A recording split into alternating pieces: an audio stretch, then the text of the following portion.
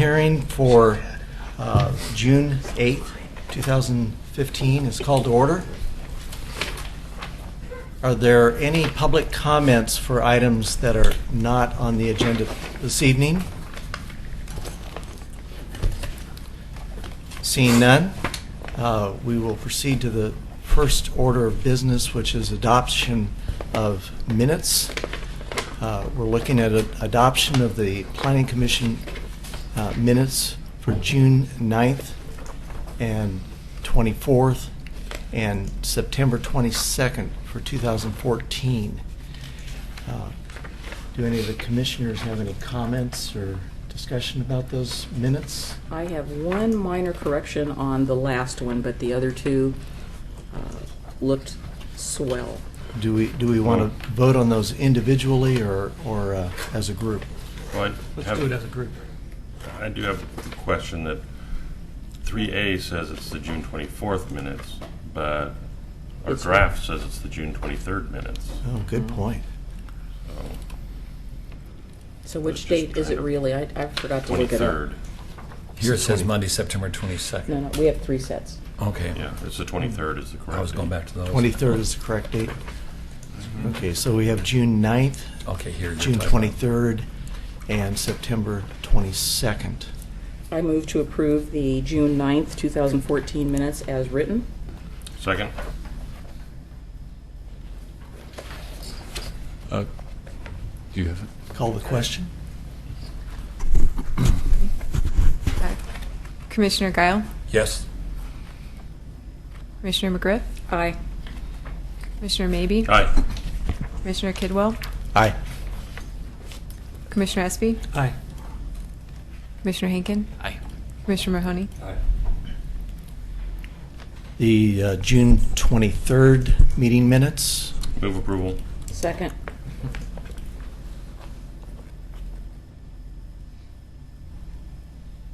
Call for the question. Commissioner Guile? Abstain, I was absent. Commissioner McGriff? Aye. Commissioner Mabey? Aye. Commissioner Kidwell? Aye. Commissioner Espy? Aye. Commissioner Henkin? Aye. Commissioner Mahoney? And the September 22nd, 2014 meeting minutes. Move to approve. I would move that, I would second it, but I have a minor correction on page 1. I said it ahead of time that I had a correction. On the paragraph under 2B, the third paragraph down, it starts with my name, and it's the second sentence. So instead of were, it should be are. We are currently holding those positions with the trust.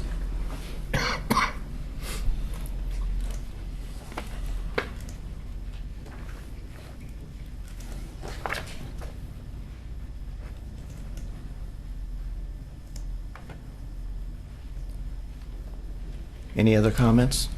I'll call for the question. Was that a second? I second Okay, it thanks. with a correction. Thanks. Commissioner Guile?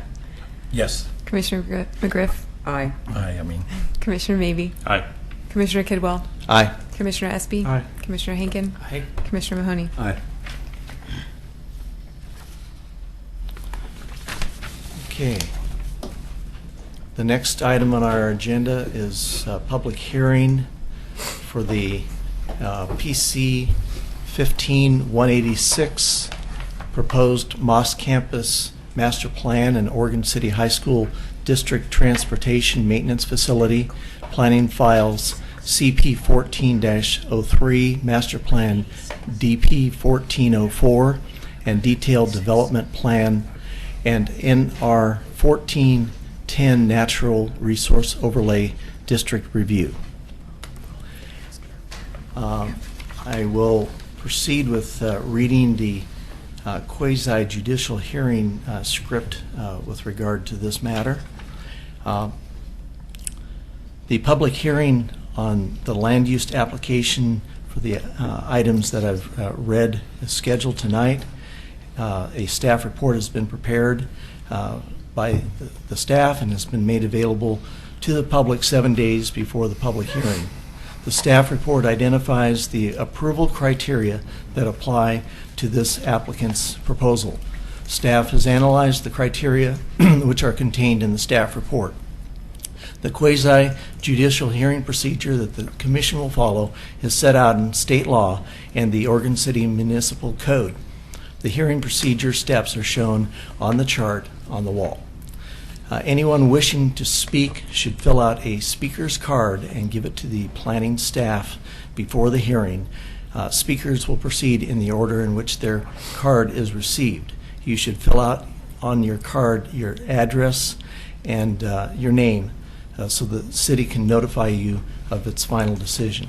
And anyone wishing to speak, I would encourage you to proceed to fill out that card right away.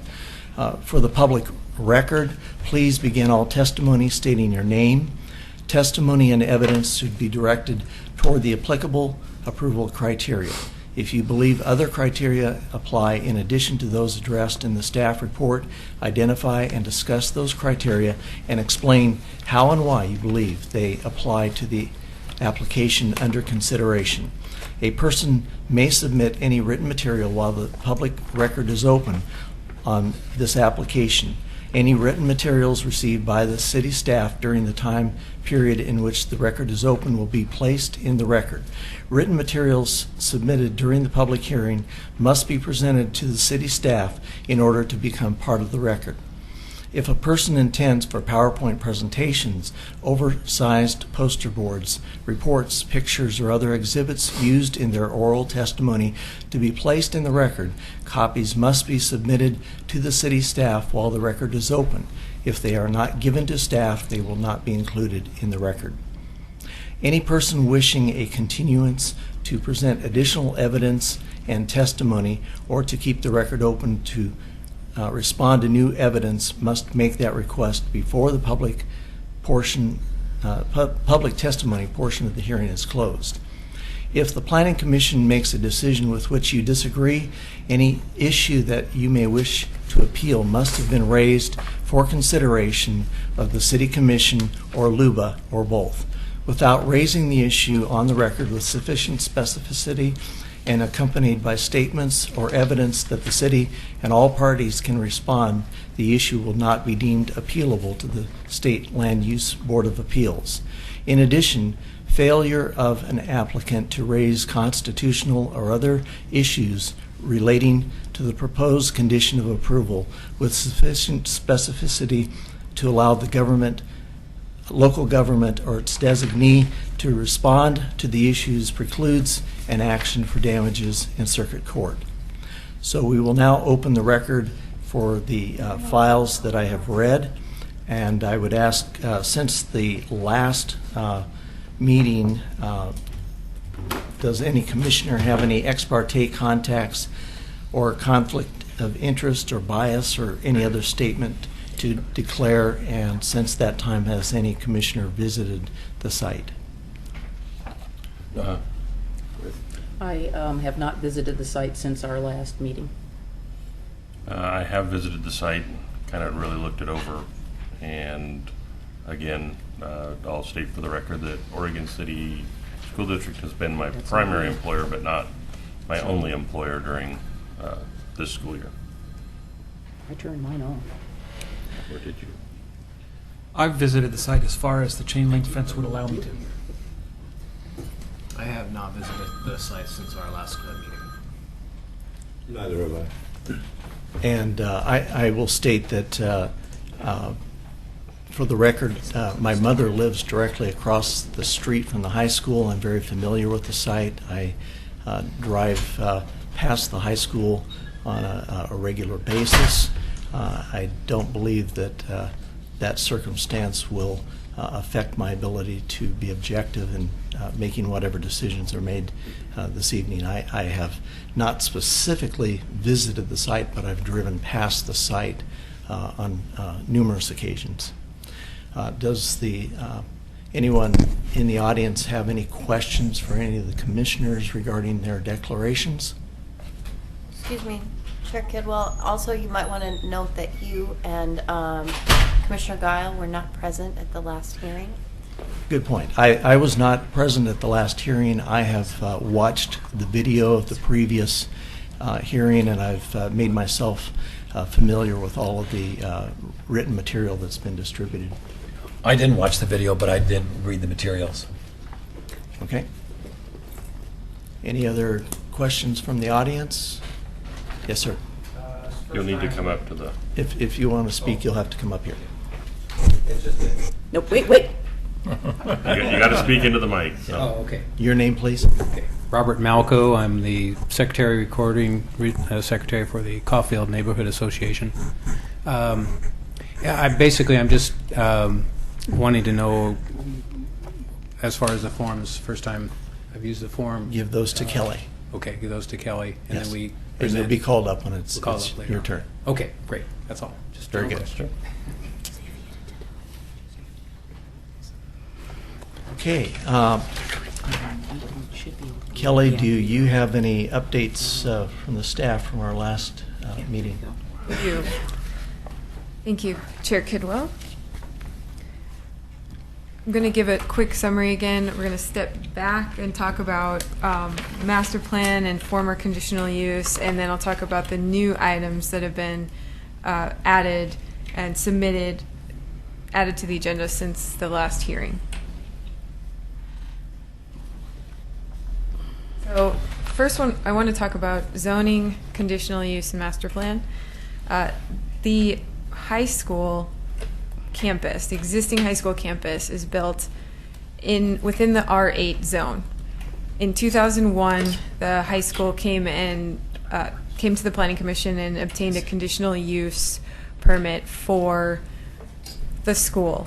In residential zones, public educational facilities are conditional uses. And so they have a conditional use from 2001, and now they're expanding the campus into another piece of property that's not in the R8 zone. It's circled on the map that is in the campus industrial zone.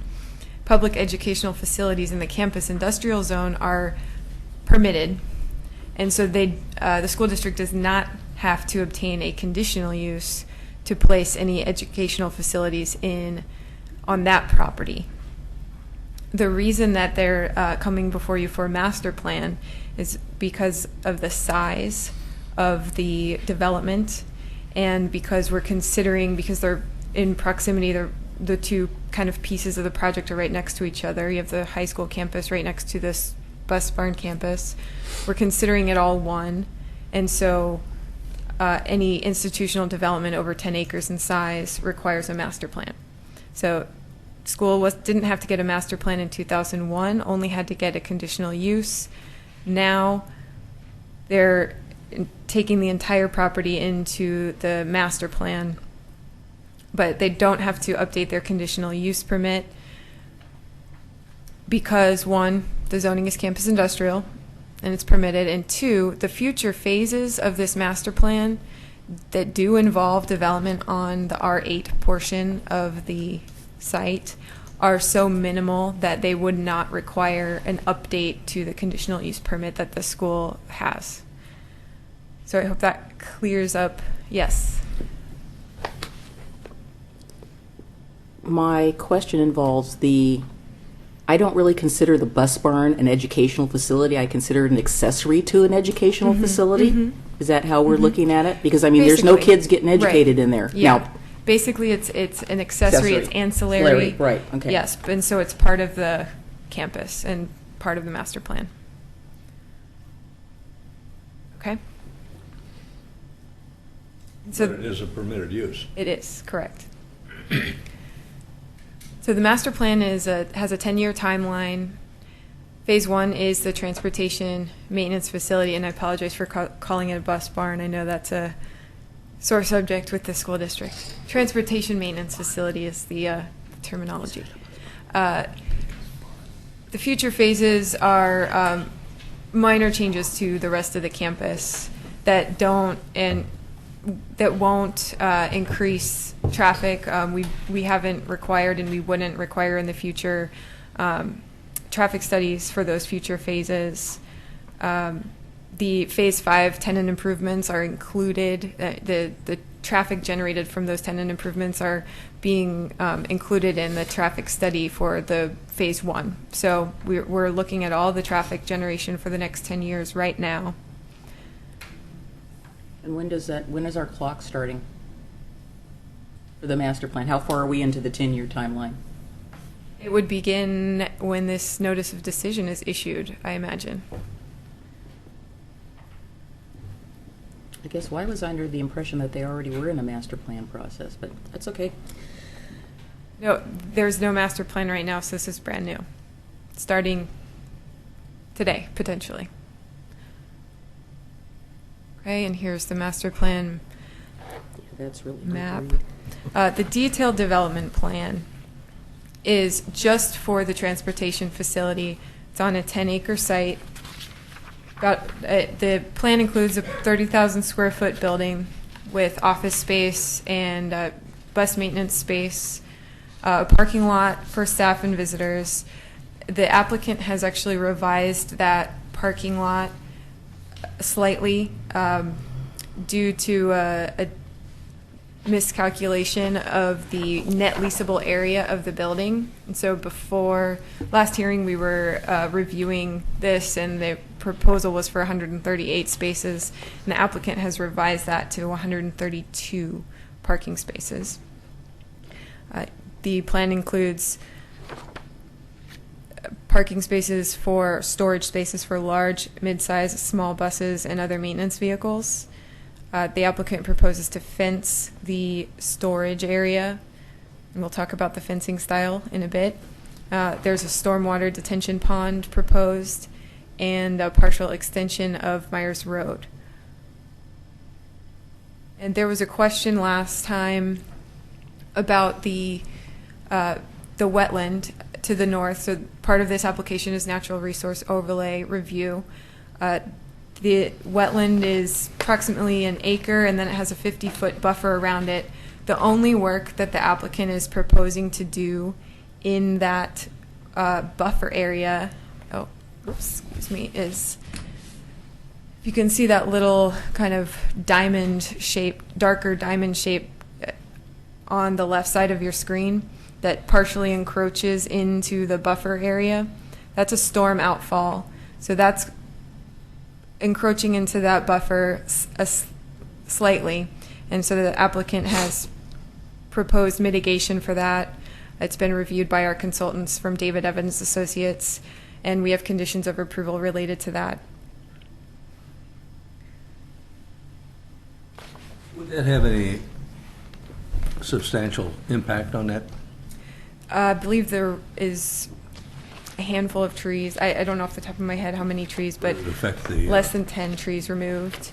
The mitigation that's proposed meets our code, and they basically propose to plant their mitigation trees throughout and shrubs throughout the entire wetland area at where there are spaces to plant. that can be handled at the staff level to your satisfaction? Yes.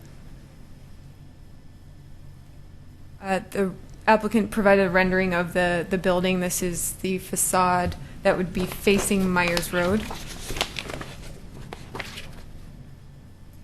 We talked about these items last time, and I want to back up now and talk about the new items that were submitted by the applicant. We asked them at the last hearing to submit a list of conditions or items that they had questions about or that they're requesting changes to, and then there were a lot of items that the Planning Commission asked for them to address, and so they submitted new information a week after that hearing. Staff reviewed it. We put together a matrix, which is in your agenda packet, and we put together a memorandum about parking calculations. And so I'll talk about, if you have any questions about what's in the matrix, feel free to ask me. I'm not going to go through it in detail, but I'm going to hit on these requested adjustments again. So there were a few adjustments requested. The first one was for the chain link fence. Our code prohibits chain link fencing in visible locations. unless the material is integrated into the overall design. So there is a way to have chain link approved if it's integrated into the overall design, and the applicant has proposed black powder coated chain link with decorative elements, and they've given these examples. They had a few images that were submitted to you in your agenda packet. Those are a couple of them. So those are examples of what they mean when they say decorative elements on the fence. And so we have your packet, or your conditions of approval currently does not have any conditions related to the design of the fence.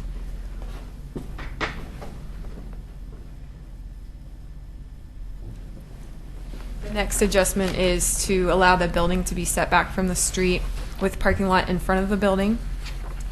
The suggested mitigation from the applicant is to make that parking lot available for public use after hours. And the staff has written a condition of approval for additional mitigation for that, which includes enhanced landscaping, the decorative fencing, addition of other pedestrian elements such as benches, public art, or other elements suggested by the applicant or the planning commission, and including that the corner at the intersection of Myers Road and Future Loader Road should be emphasized with those decorative elements, public art, enhanced landscaping, or other features. What is the length of that particular frontage that would not meet the code, Well, or does not meet the code as currently outlined? it would be really this section right here along Myers Road, where the parking lot borders. I don't know exactly, I guess 200 feet. Mm-hmm. So it wouldn't go back, take the rest of the curve in? I'm sorry? The rest of the curve. So if you move the little hand and go all the way to the edge, it All the doesn't. way. It's not that whole. Well, the bus storage area is not considered a parking lot for the purposes of our code. The section that requires parking lots to be next to or beside buildings, we're talking about staff parking lots. So this is the staff parking lot right here. So I was measuring just that frontage of that part. Is the chain link fence proposed for security purposes? Is that for Yes. buses and things of that nature? Mm-hmm.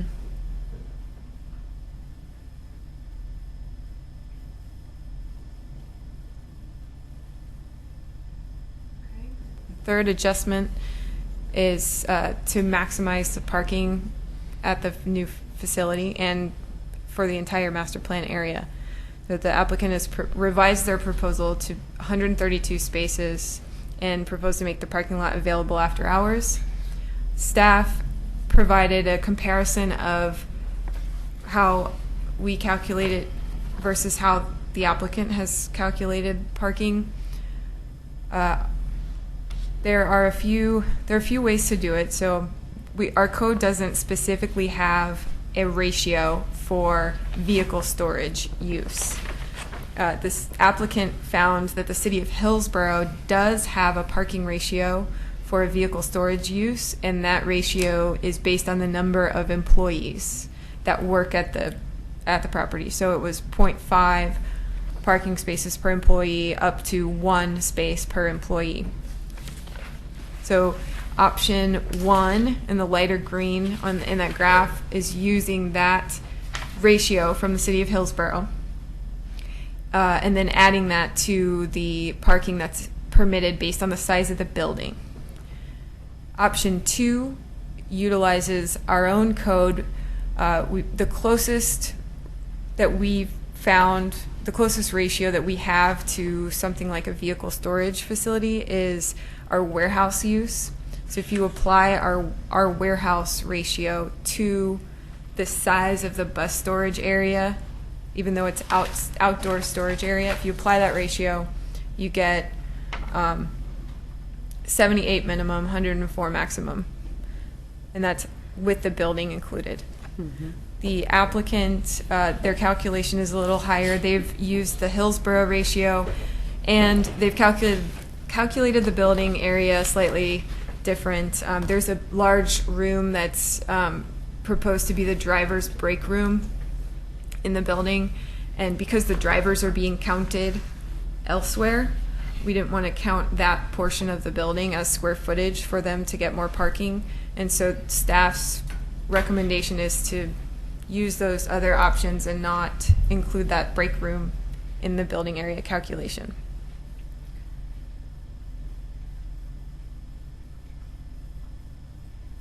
And then tree removal, the Planning Commission asked for more information about tree removal.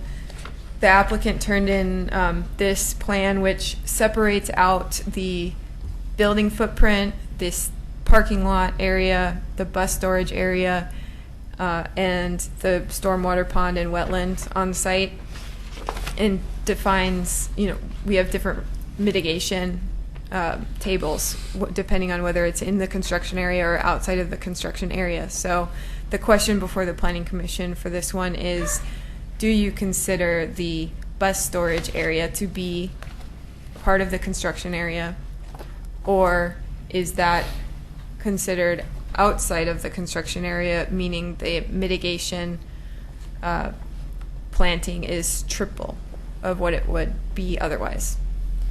And so the applicant has requested that it be considered part of the construction area.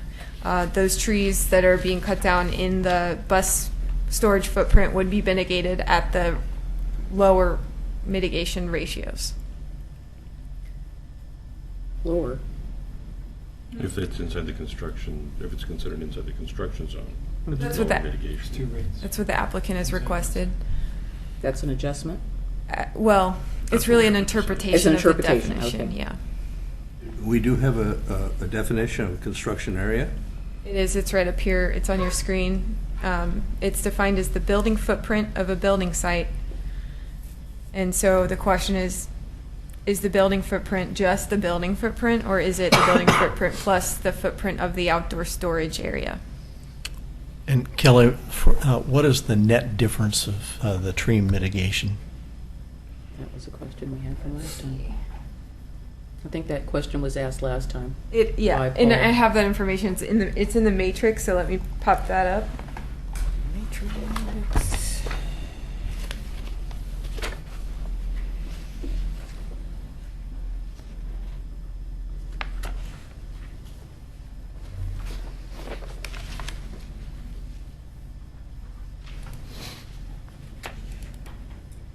The difference would be if you can Number 13? Yes. Okay.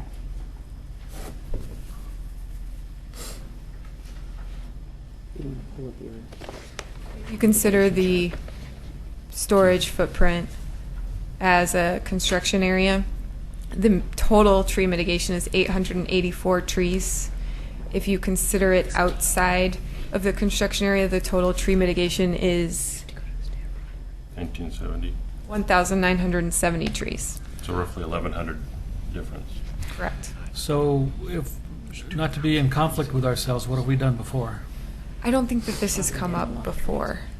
You know, There's usually we're dealing with We haven't made a ruling just on- a development that's a building and a parking lot, and outdoor storage, we haven't dealt with it.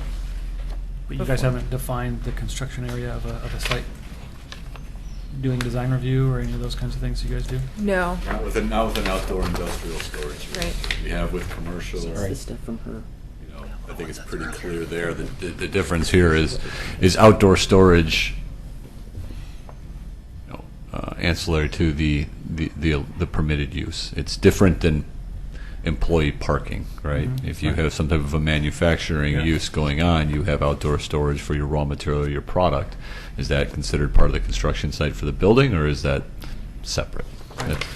That's- When I was watching the video, the question that I had, and I didn't get clear definition, was if this were, say, another use, let's just say hypothetically this was a lumber facility, and they had their warehouse, and then they had outside storage. Say like Wilco, where they have a big outdoor storage Mhm. area for their materials. Mhm. Would we, in that circumstance, consider that outdoor storage for the material to be part of their construction area? And I think that's what we're up asking right now. I think our inclination is that yes, because I mean, really the distinction is But we you don't can- have a definition for We that. haven't run into this since we can recall where we've had this issue. Okay. But let's just say you had that outdoor storage and you put a roof over it, we would consider it part of the construction area. Right, and I heard that last Yeah. time. So the distinction is Yeah. that we don't have a roof, so it makes it ambiguous. Correct. But you can't have, they apparently can't have one facility without the other. Yeah, it So still serves the same purpose. we could Correct. say, well, It's the use. you're not going to have a place to park the buses, Construction. so what's the point of having the bus Yeah. office building and the employees going there if that's not part of the whole? Yep. I can't separate them It's the at this use. point because they are integrated with one another. Well, Tony, I don't know, do you recall the email I sent at like 2 in the morning? We haven't wasn't sure if done a actually- car sales lot either. Yeah, and that's, I was waiting because for the question that I sent Tony was, how would we handle a car lot? You know, we have Lithia, and granted, it's been there forever, it's been a car lot since Morgan City's had four-wheeled vehicles probably. Moses was a pup. But, you know, I think it's exactly the same question, because the car building wouldn't exist without the product, which is the cars and the lot. So, and so your answer was, we've never had that question, or we'd have the same issue if that came up. So, okay, I thank you. don't think we've approved a new car sales lot ever. They've all been And not in a situation where you have, all tree been removal. pre-existing. Yeah, Yeah. it's usually a And we vacant can't go to lot. Gladstone, because all those have always been lots. So basically, you're looking for the commission to make a determination on that. Right. I think what we're trying to say is we think that, there's a distinction between customer-client parking and Business. storage associated with the permitted use underlying it. You're specifically allowed to have outdoor storage. If you're utilizing that, we think that should be considered part of the construction area. And essentially, the vehicles constitute equipment. Right. Yeah. And in this case, Yeah. they're not parking, they are equipment that Right. have to be housed there. Right. Well, let's they- say it they are was parking. manufacturing, refrigerators, and you had your raw tin material out, right? And you're storing it where the buses are essentially, and you're doing your manufacturing inside. Right. Right. How would we treat that? And we Right. think that it is, since it's so integral to the permitted use and outdoor storage is outright permitted, there's an implication that it is a use in and of itself and should be considered part of the construction area. Okay. Yep. Kelly, you want I agree to with proceed? And so I'm very happy to answer any other questions about the issues matrix that's in your agenda packet or the memorandum about parking. But that's basically my presentation. There are a few items to add to the record. This presentation, the school board minutes, Denise, we caught that at the last minute. That needs to be officially added to the record, what you passed out last time. And then we have the conditions of approval from the 2001 site plan for the high school, but we didn't include the conditional use conditions of approval. They're actually a separate application. So we located those, and I have hard copies of both of those items to pass out to you and to add to the record right now.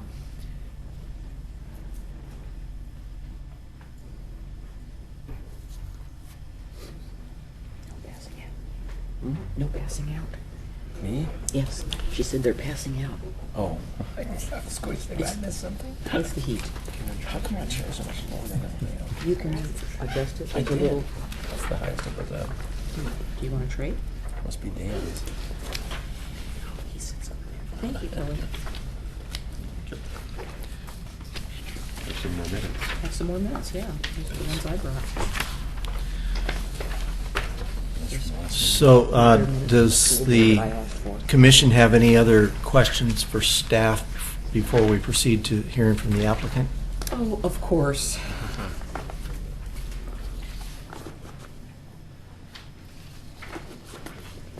Wait till she gets situated. Denise? Yes, sir. Kelly, on number 2 on the matrix, the staff report includes a condition for the TDM. What is the timing for that? And the reason I'm asking is that on one of your previous slides, there was something down on like phase 5. And I guess my concern is these things need to, or do we have some time frame tied to these things? Because Right.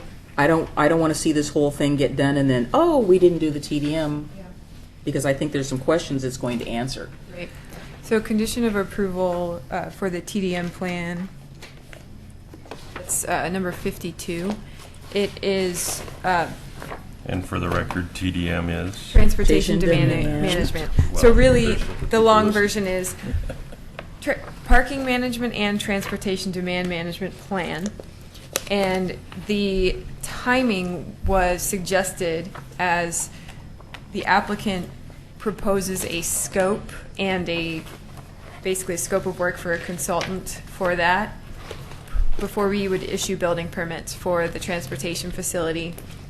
City staff would agree to that scope and then issue building permits, and then that plan would be then conducted But during wouldn't- construction. Wouldn't we want to have the results of the TDM to determine how many parking spaces we actually needed?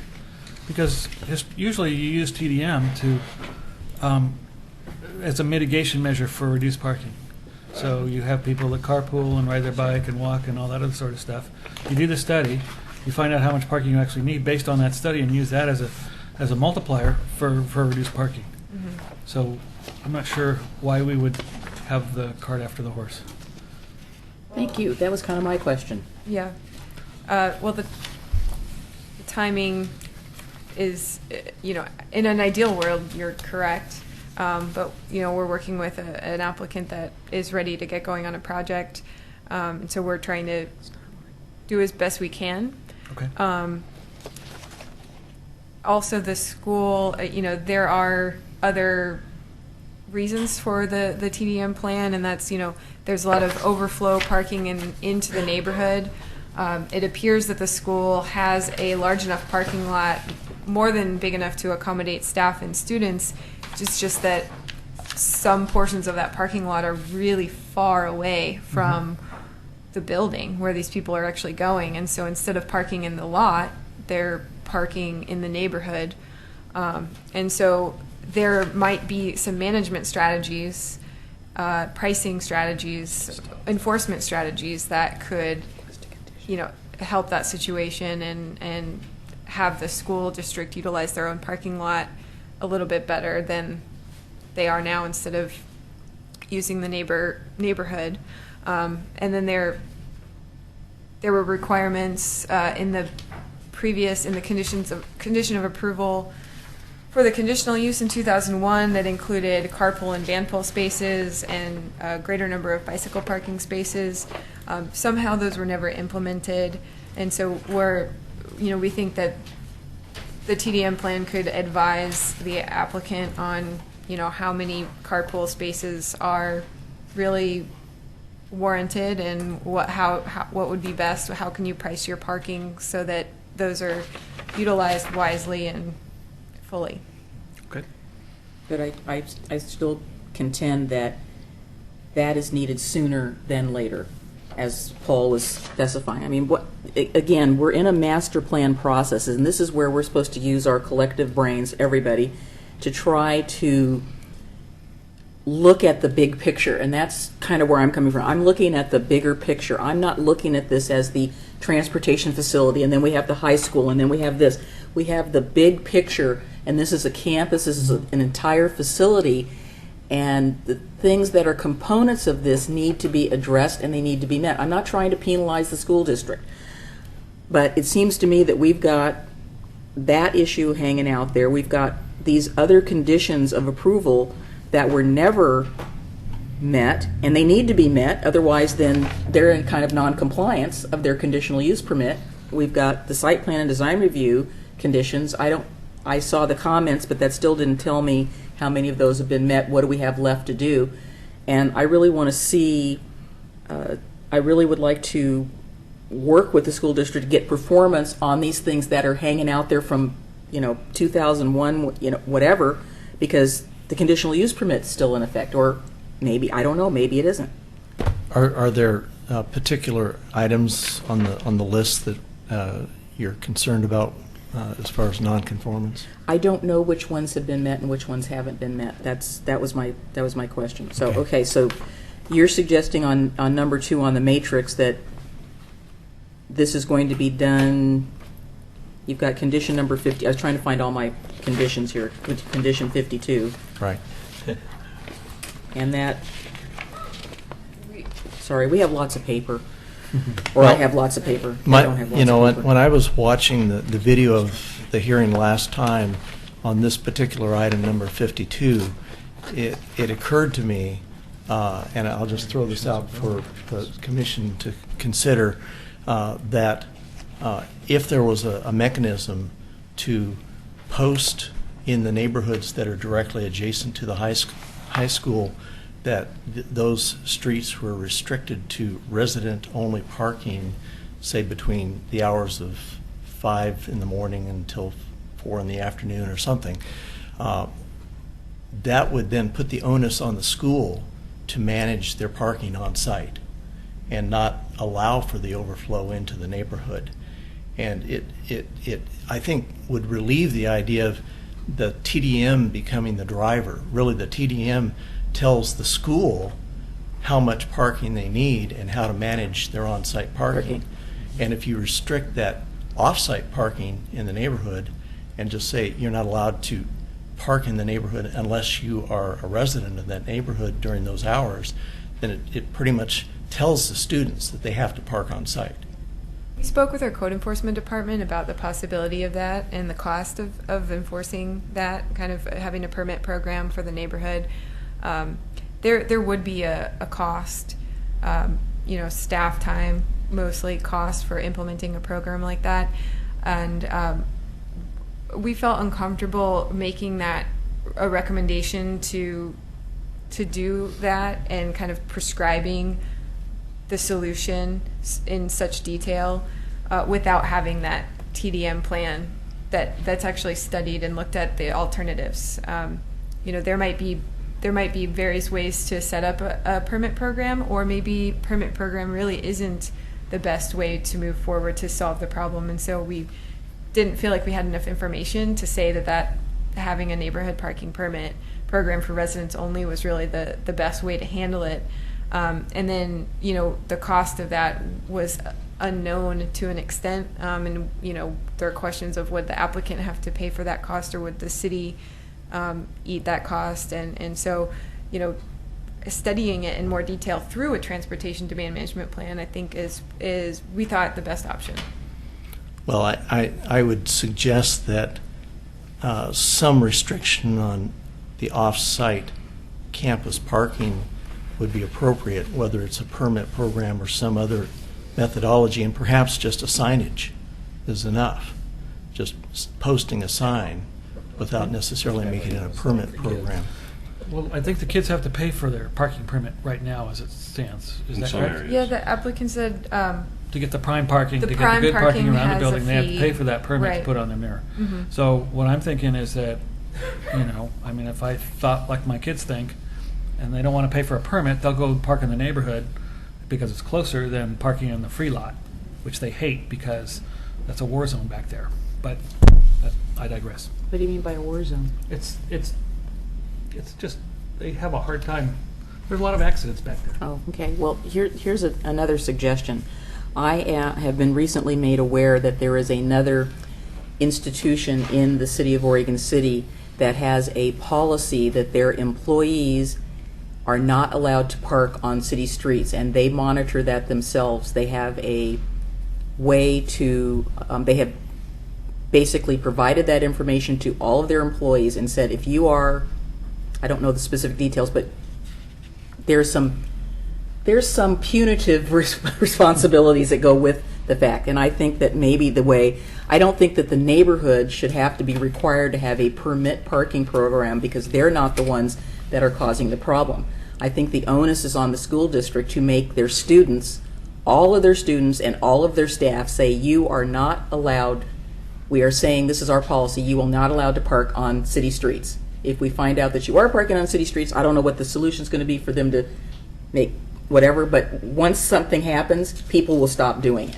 And apparently this particular institution in Oregon City has had a great deal of success in implementing that policy within their organization. So it's not something that is the neighbors aren't being affected, but the people who work at this facility, and there are considerable employees at this facility that this impacts.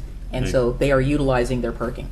Except the downside is you can't fire a student because he Well, I didn't parks in say- a legally acceptable place for the public to park.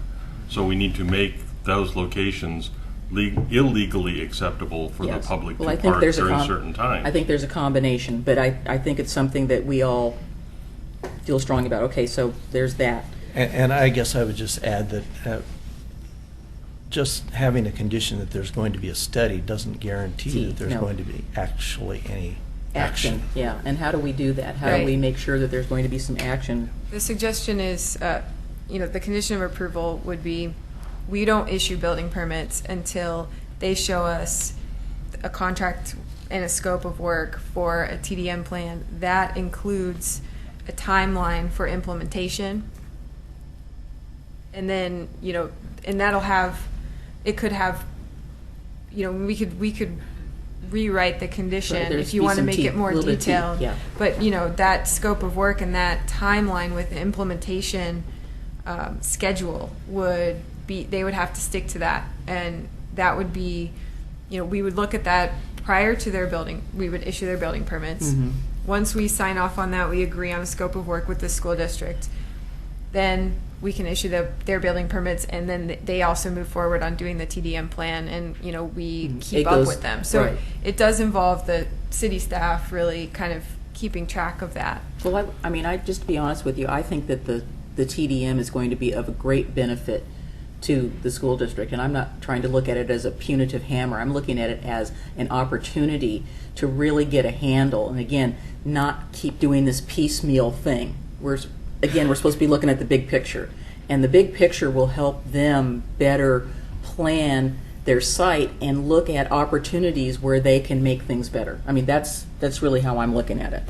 So just to I think, tie this together, condition number 52, as it reads, doesn't require that to be Tied to implemented anything. before a permit.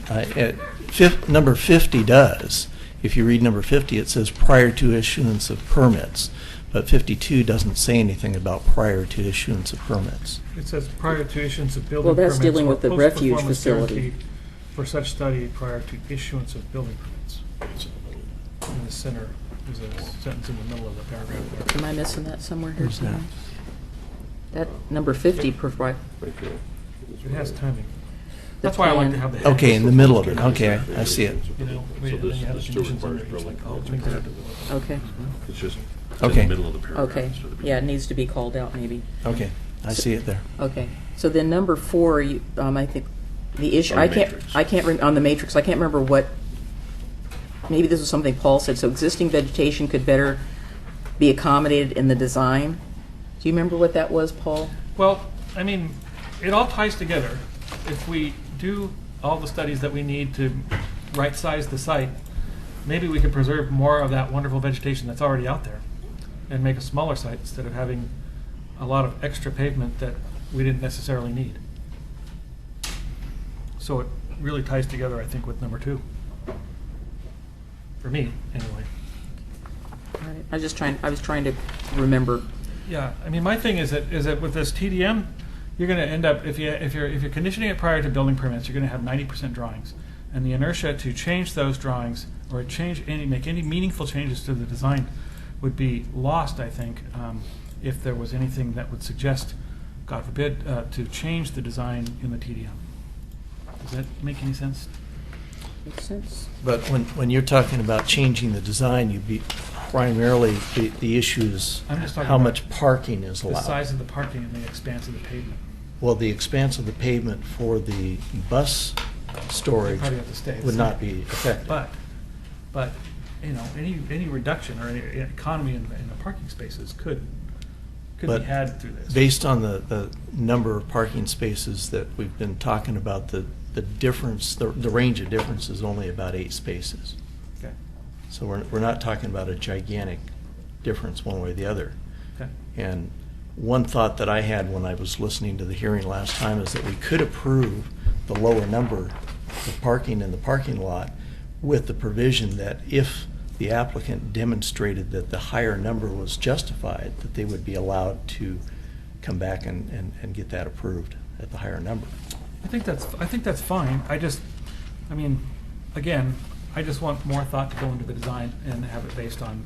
But they the could data that they have. potentially, if we approve the lower parking number, then perhaps, as you're suggesting, salvage some of the existing vegetation if they were not able to document justification for raising the number of Right, parking. Right, but could be reduced even further if we use those 2 multipliers, but. Other questions for staff? Okay, so you've answered, we sort of answered number 9. I have the conditions of approval. We have them for CU 0101. And we also have, wherever they are, conditions of approval for the former site plan. Oh, here it is. Site plan design review SP 0106. So now the comments on SP 0106, are those your comments? No, those are comments from, I believe, The the school. applicant in response. It's a response to the conditions to show how they are meeting those conditions. Okay. And that document is from 13 years ago. Yep. Okay. Because there were some of the answers were like, okay, well, is it meeting it? My question is it meet it or does it not? So that wasn't clear. Yeah, and it's not clear at what point that document itself was submitted. Was it prior to certificate of occupancy or was it before we issued building permits? It's not totally clear. But the conditions that we identified that are not being met are the TDM plan, which actually it wasn't a condition, it was an actual proposal. It was part of the proposal. And then the carpool and van pool spaces and the bicycle parking spaces. So those were the conditions of approval that somehow did not get implemented back then. Okay. Well, some of this stuff, like for instance, I wrote a note next to stormwater question number 10, and it says da da da da da, and then I wrote, well, was it received and approved? I don't know. It doesn't say that. And then 11, due to ongoing changes in the base plan, the final storm drain was still in process. Field survey, da da da da da, and then an NPDES permit has been obtained from DEQ and will be made available to the city erosion control officer. I didn't know we had a city erosion control officer. I think the best we can do for those is assume that if it's been built, if it's been constructed, that those conditions were met and someone at the city signed off on those before we issued the erosion control permit and the stormwater permit. Okay, well, maybe I'm going to need to, I should have come in beforehand and gone over all of these with you because the statements are, they're just not clear. They're Okay, just not totally clear. but So I don't want to take any more time with it. We process applications regularly that require erosion control and Sure, no, stormwater it's not design specifically permits. about that So question, so. just because the response here doesn't mean that the city didn't do what they were supposed to do in reviewing a stormwater permit.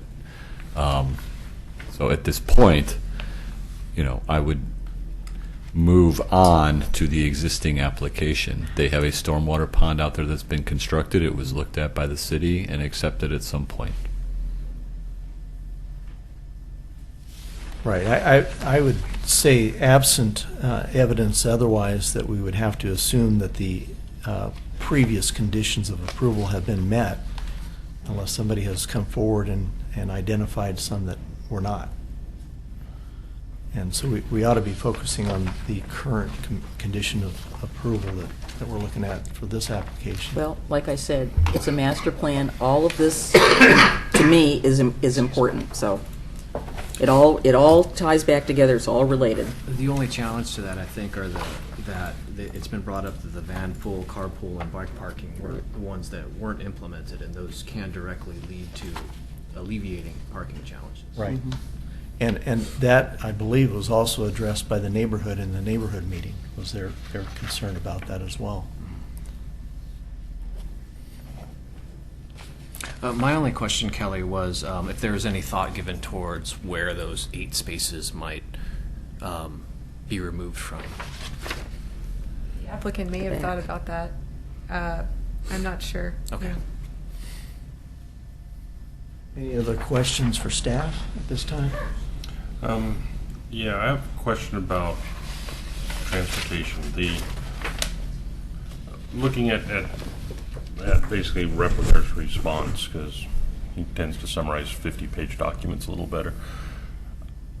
I guess I have a bit of a concern about that it doesn't seem to really address the additional bus traffic that's going to occur that out of this facility that doesn't occur currently just from the buses coming and going, because you've got the middle school buses and you got the elementary school buses that are now going to be coming and going. Some of them overlap. I understand that. I mean, I am at the school and I watch the high school bus run in and all the kids run up to the bus, you know, further, and the little kids, and off they go. But I don't see the growth in those trips being accounted for. I mean, I know it's all about peak hour, but it's, you know, the buses are on the road at the same time.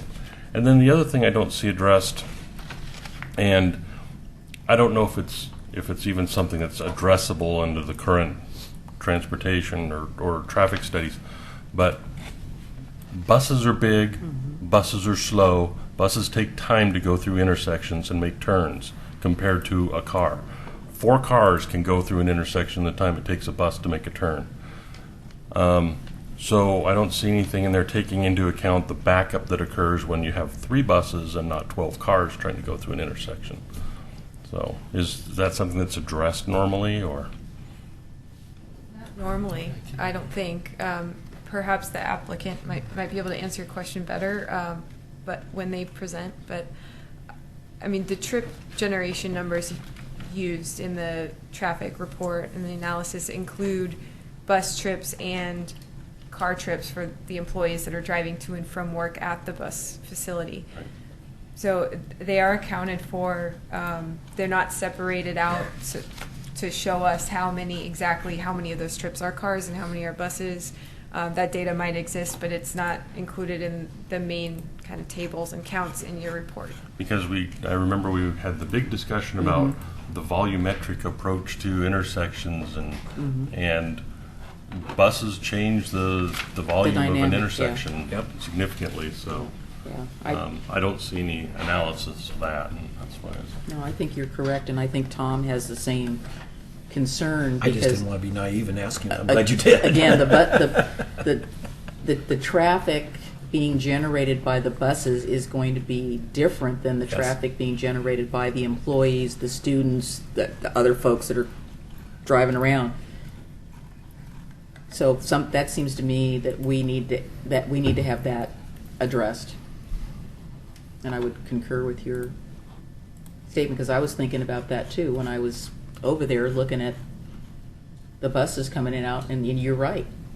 There was some backup because it's a little, they take time. They don't do it on a dime. Especially among anxious high school students Yeah. and their cars wanting to get out. And the students all, it's all crazy there. Well, the traffic exiting and entering that facility to serve the high school is going to remain the same, right?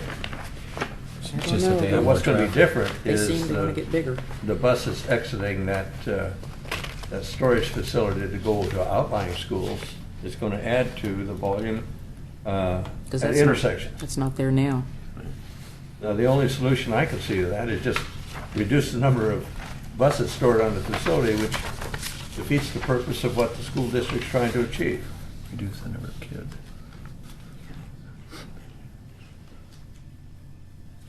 I guess I think that the main thing is that John Replinger, in consultation with their traffic engineer, took specific trip calcs from the existing facility up on Maple Lane, applied those to this. They didn't just use generic trip distribution, they used actual routes. They found that the AM and PM peak were different, that they weren't impacting, which is our concern, is the AM and the PM peak.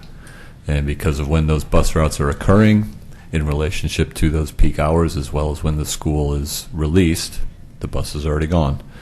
I understand what I'm hearing, but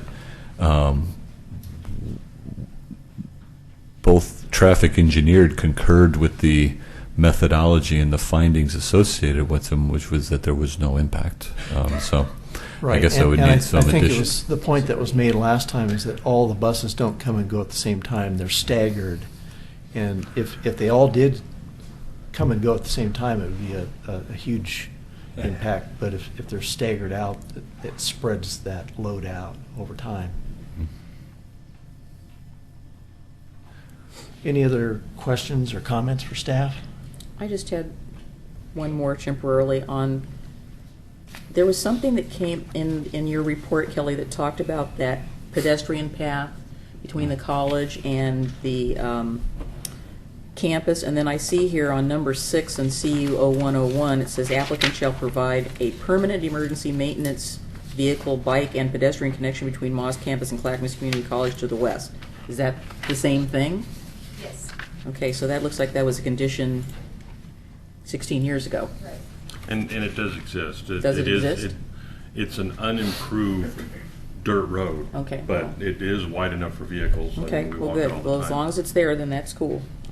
The I big just- thing is I want to make sure it stays unimpeded until the, Loader road thing Yeah. happens. Yeah, okay.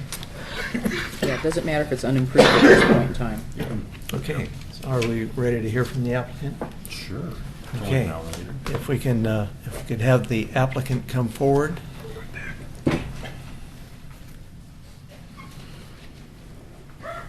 And you'll have to talk fast because we used up all your time. Sorry. Don't talk fast.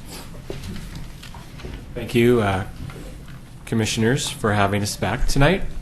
I'm Wes Rogers, Director of Operations for Oregon City School District, and to my right is Principal Architect Ron Lee from BBL Architects.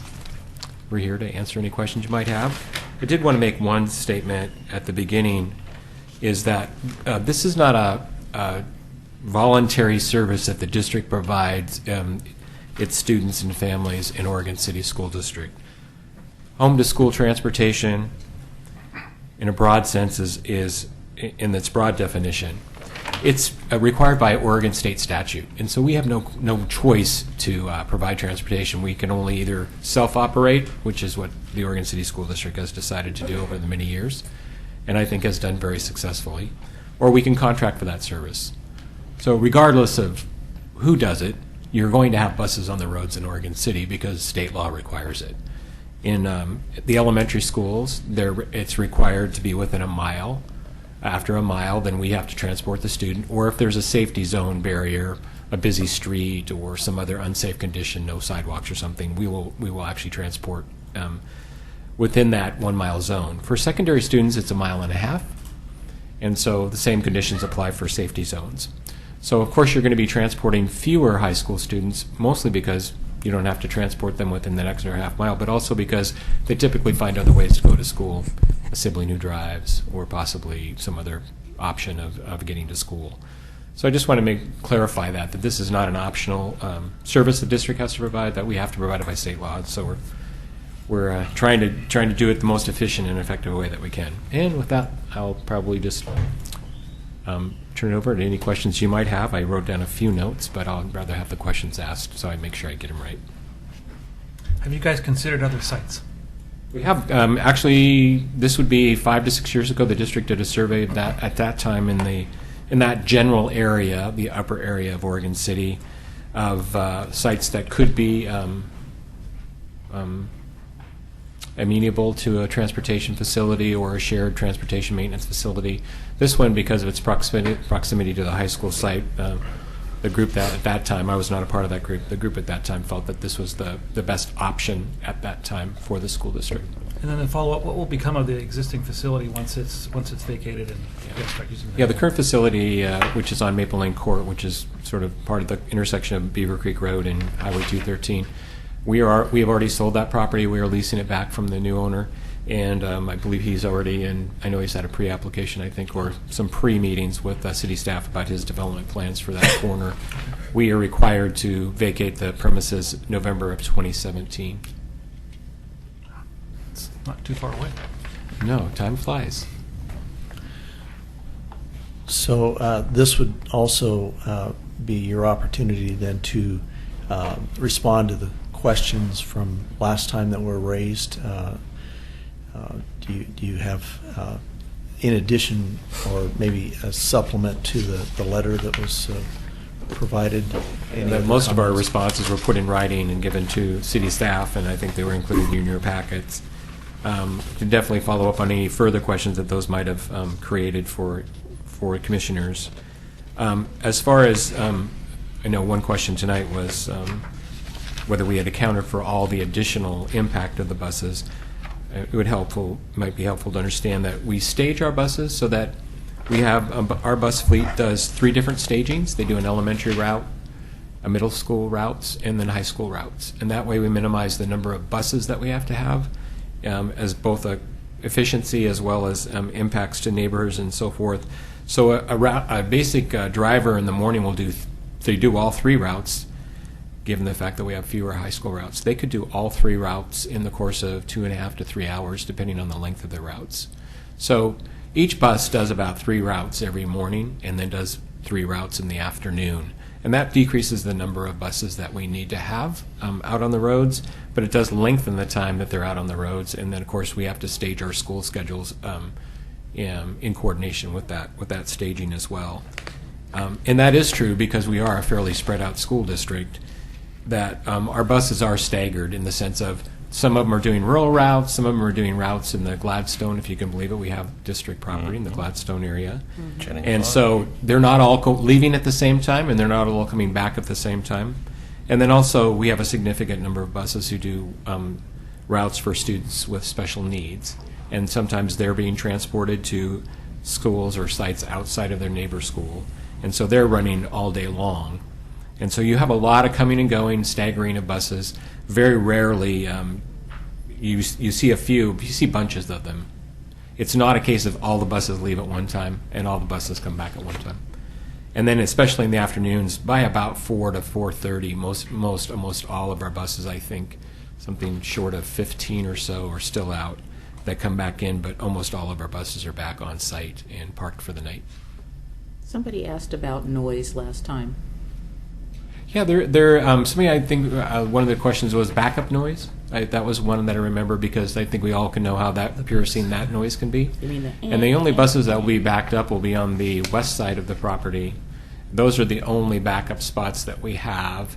I could get a count for you on that, but currently that's undeveloped land, and it's a fair distance from Highway 213 and then the apartments on the other side of it. So the site was specifically developed with the idea of pulling through for a bus. It's a little unsafe to back up a bus. It's not always good for it either, so we try to limit that as much as possible in the property layout. When you talk about peak time, I just want to make sure it's clear in my mind. You're not talking about peak time of normal drivers at 5 o'clock, but I was thinking when David brought it up, are the buses coming and going at the same time the high school students are getting out of theirs? You talked about how you've got them situated different times throughout the day, but are any coming and going at the same time the students at the high school are actually anxious to get out of that lot? Right. It's a good question. Our high school routes, which of course stage right in the front of the Oregon City High School, of course they're parked there early, about 5 to 10 minutes before school gets out. They arrive and stage there. Those are not all the buses we have in the district. Of course, some other buses are doing special needs routes, or other buses might be on some other routes at the time. But those buses do leave at the same time that high school drivers are leaving as well, because everybody gets out at the same time. The mere presence of the bus typically blocks some of the entrance and exits within the parking lot itself. And so we typically get the buses out first, try to get them out early and first. But you can go around the back way. Those of you who know can go out through High School Avenue, and that feeds out onto Glen Oak Road. That's a typical way a lot of teen drivers, a lot of our high school drivers will go out that way, because the buses are clogging main entrance that goes right out onto Myers and then right onto Beaver Creek. Which would be directly past your transportation facility. They'll actually, depending on which way they're going, they'll either go left to go out to Beaver Creek Road, or they'll go right to Myers. Currently, of course, as soon as Myers gets extended the whole way, that'll be our preferred path, because left turns are always take more time and will congest the intersection. So for us, it's get going and get gone as quickly. But for now, it's turn left, and at this point, that's our preferred leaving of the facility. It's there are some smaller buses that do go down Myers, I believe, and take a left, and they'll go out Glen Oak. And there are a few buses that head out that way, but most of our routes are left on Myers, left on Beaver Creek, and then head back into town. And then they disperse from there accordingly. Do you see any time in the future where an extra light may be needed for all those left-hand turns onto busy roads? I don't know. That would be, I mean, we've given the traffic study to the, with the traffic counts as Mr. Kunkel had showed about our current facility, and we're just waiting to see if that's a requirement or not. As I recall, when you come down Beaver Creek, there's a right in and there's a right out before you get to the Correct. intersection. Mhm. And do you find that being heavily used? I think it's heavily used for inbound traffic. Inbound, okay. But there's not a lot of outbound traffic, because most of our students and families and employees don't live, I guess that would be southbound on Beaver Creek Road. They don't live in that direction, and so there's not nearly as much usage on the leaving the parking lot and going southbound on Beaver Creek. But when I've driven out there in the morning during arrival time at the high school, it's heavily used For the inbound, Okay. but not so much for the outbound. Most of us on the outbound use it and go up to Henrici and double back on. Right turns are the way to go. Definitely. It's infinitely faster. Yeah. We pull our buses in, our buses, most of them come in on that inbound, and then we have a dedicated bus lane there in the front of the school for that time of day, and use that as well. What's the choke point for you on the conditions that have been recommended by the staff? Which one really is hard for you to address? Well, we understood when we undertook this project that this is a particular piece of property that has its own particular challenges, both as a applicant or as an owner that wants to develop their property. I would probably say the choke point is just that we have a certain design that fits, and we need a layout that allows us to pull buses in and out of the property easily, and I think we have that. And then having buses, the reason we set the building back from the corner was because we need to have the pull-through capability of bringing buses and pull them through both service bays and then out the other side. That's difficult to do when you have the entrances and exits really close to the place where you're pulling buses also through the service bays, which is why we wanted the service bays back a ways away from the corner, and then that's why we're asking for the setback exception. It just fits better for a pull-through maintenance facility like that. I think the thing that you look at a map, the first thing that anybody would tell you is there's a lot of trees on that property. Yeah, that's what I was getting at. I just wanted you to respond and. I mean, and the district is committed. We've done several events with the city regarding planting and trees and so forth. We've done numerous projects with the county and their departments around invasive species mitigation and enhancements and so forth. So the district's very keen on being a good steward of the environment and trees and invasive species. We want to do what's right, but in our view, I guess we'd have to agree with some of the commissioners, is we wouldn't have a building if we didn't have buses, and we're required to have buses by state law. So to us, they both go together, and there's no way to separate them. And so we believe that it is part of the construction zone. We're disappointed that it's not clear enough in the code for that, because I could see the same thing happening to a trucking company. They would have some of the same similar desires. Would be we have need to service vehicles and coming and going through a maintenance facility. So I'd say that's probably the one that we're really keen on. Is the development doesn't work without the bus storage, and we wouldn't have the facility without it. So they're both together. So to say it a different way, the development doesn't work unless you get on that site and remove a lot of trees. Unfortunately, that's true. And if you look around that site, everybody else has done that before they've been developed. Now, I completely understand nobody might have thought that was a good idea, but for us, we want to honor that, and we want to use the trees as best as possible and leave them in the buffer in the wetland, and we're excited that they're there and that we've got a really high quality wetland that we can utilize and that we can protect. So. On the landscape plan, it looks to me like there are some trees that could be utilized as part of your landscaping requirement. And I'm just looking at this one. So the layout, What page is that, Jen? I don't know, Denise? it's in their submittal. Is that L1.1? It's LUA 0.4. It's the tree plan. Is that it up there? I guess that's the proposed landscape plan. I'm looking at the one, It's got all the- You're looking at That's the got tree all the I think trees. she's looking at the tree mitigation. I'm looking at the tree mitigation. LUA 0.4. Yeah, It's a tree survey. it says LUA 0.4. That's it. There you go. Tree survey. Yeah, unfortunately, it's a little on the small side, but Tree plan. I guess I would like to suggest that rather than just having somebody come in and clear cut, that there be some consideration, because it looks like there's some stuff here that could be saved, that you wouldn't need to take it out. Particularly the stuff along the perimeter of the site that I could see where, on the lower part where, well, let's see, turn it around the other way.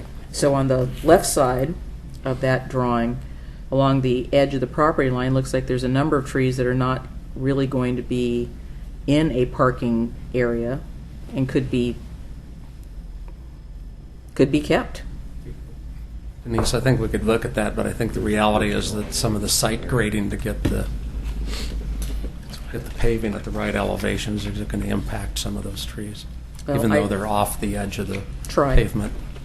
Yeah, that was kind of my question is how much fill do you anticipate? Because you're right at the water table. I mean, you're a couple feet up, but by the time you disturbed everything, I mean, what sort of a... I don't recall the exact numbers. We're certainly trying our very best with our grading plans to balance the cut and fill, but I couldn't tell you off the top of my head what the... So you're, off the top of your head, you're effectively going to be at the same general elevation. You're not going to have like a 5-foot lift to the property or No. anything like No. that. Okay. I would point out too, on the west side of the property there, your buses can be fairly tall, and so you have to, if you were going to try to save a tree, you'd have to limit up pretty high.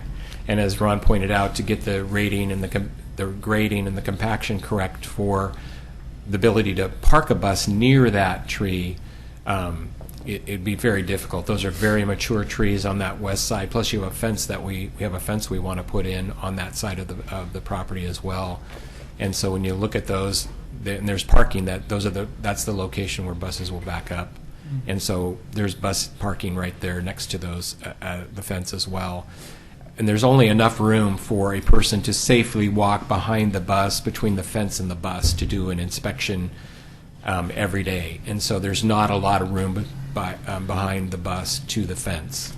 And very unlikely that any of those mature trees could have been saved. But and there are no, that was a question before too, was why not look at doing some more islands and so forth in the bus.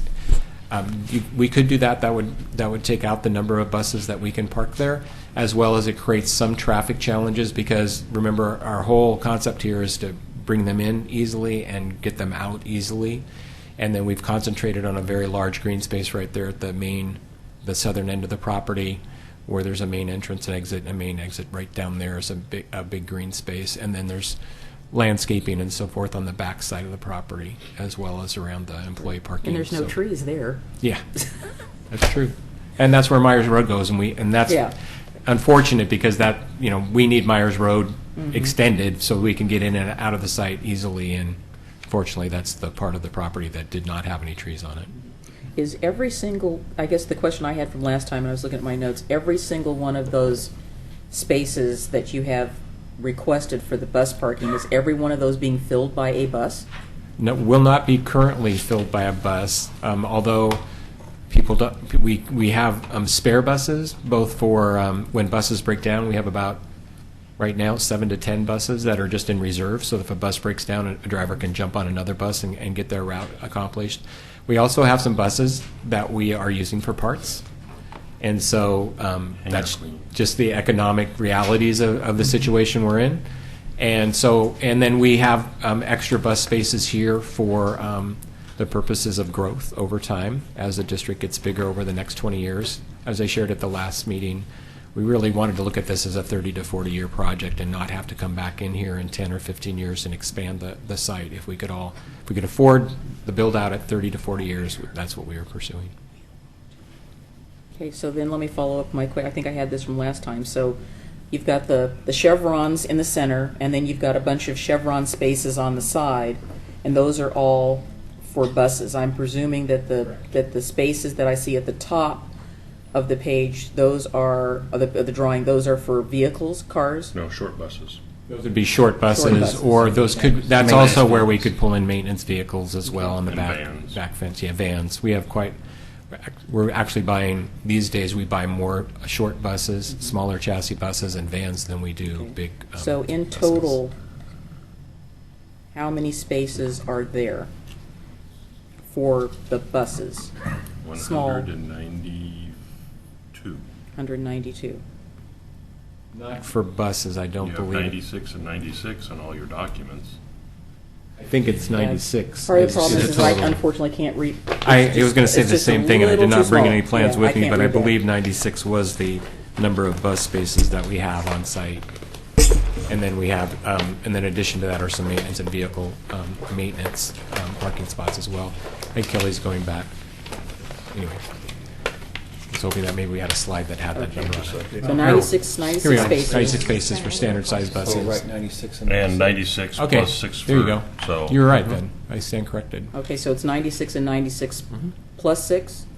That's for the after-hour drivers who are on special runs that after hours of the facility closes. So that's 198 spaces. Okay. That would be true. For buses. Well, it'd be, 96 times 2 for buses and then 6 for after-hours drivers.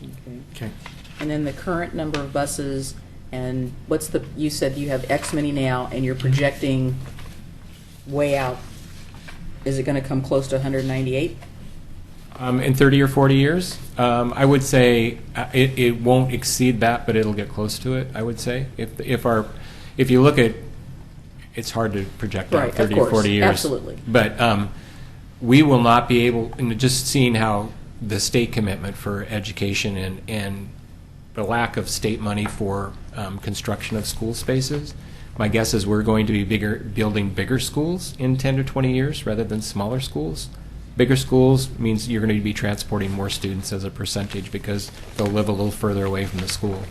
So my guess is our demand for buses is probably going to go up in some of the developed areas because we just won't be able to we'll be building bigger schools than we have, maybe even than we have now, but they'll definitely be as big as we have now, and we'll have more demand for transportation.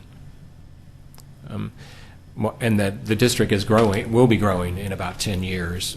Actually, 5 years we'll be growing at the elementary level, and then we'll be growing at the high school level in about 10 years. Keeping those buses concentrated like that is a benefit for budgeting for fuel and things of that nature, is it not? It is, yes. There is some fixed costs if we had a satellite facility, which is what we have now at Redland Elementary. I think someone had mentioned that we'd be bringing back our buses from Redland Elementary School, and that's true. We have about, I think it's 6 buses that are staged out there, and the idea was to have a separate staging area because that would put them closer to their rural routes. We found that to be problematic when you have somebody calling sick and you need to get somebody transported out there, or if there's a breakdown out there and those kinds of things. So we're going to pull those back in and convert that to parking space for the school. But yeah, we do want all our buses in one spot, all of our drivers in one spot where we can do all of our trainings and maintain all the vehicles and so forth. Which brought up a question for me. I was just asking. So where do they fuel all those buses? Are you going to have an on-site fuel? I was looking for. We currently have an on-site fuel, and we want to get out of the fueling business, and so we will have a third-party contract with an on-site fueling. Every night we'll come in and fuel all of our vehicles. Okay, so that's you don't right. have an actual facility. No, on there's site. not. Liability There's not going to for be you plans for guys. on-site fueling for storage of Yeah. of Yeah, those you types. don't want to have flammable stuff there. You're going to have a tanker come in and Yeah, it's a fueling service. It's sort of a new service that's kind of sprung up in the Portland metro area here in the last 5 years. And when you look at the regulatory requirements to have an on-site storage tank for It's pretty- flammables like diesel and gas, because we do run quite a few gas buses as well, it's pretty extensive. And so it just makes better sense over time to go with somebody else who comes on site and does it for you. Well, I'm hoping in 20 to 30 years you'll have electric buses or Yeah. alternative Hover fuel. buses. Those are alternative becoming a fuel little bit more buses, which would economical, but really yeah. which would really be great. Some people have started going back to propane. That's definitely been something yeah. that people are I think I looking at heard again. Are there other questions for the applicant? Ron, did you want to address any of the stuff in your memo? No, the only thing I wanted to say was that obviously Kelly and our office have calculated the number of vehicles needed at the employee staff area, as you mentioned, differently. And one of the things, and we were probably remiss, is that we described the space inside the building as a driver's break, which is only one number. But the reality is that this area will double function as meeting space. It has a dividable wall, so they can use it as one large space or two smaller spaces. And the population that might come from outside for some seminar or training event exceeds that number, and that's why our numbers were different. The other observation I wanted to make, because of some of your earlier discussions about the transportation studies for the future, part of the reason they can't happen right now is we're at the end of the school year and you'd never get very accurate numbers. You'd really need to wait till school starts again to really do that in an accurate way, I think. One question I have is, at peak period, how many people will be at that facility between maintenance personnel, administrative, and bus drivers? When you say peak period, you mean the peak period of use? Yeah, well, like, you're having a all-hands training session, Okay. so everybody's Yeah. there at the same time. Yeah, the peak time of occupancy would not be during a regular school day. It'd be when we have a training for teachers and we bring in 110 teachers. I'm not worried. I'm saying, like, how many people are going to need a parking spot there?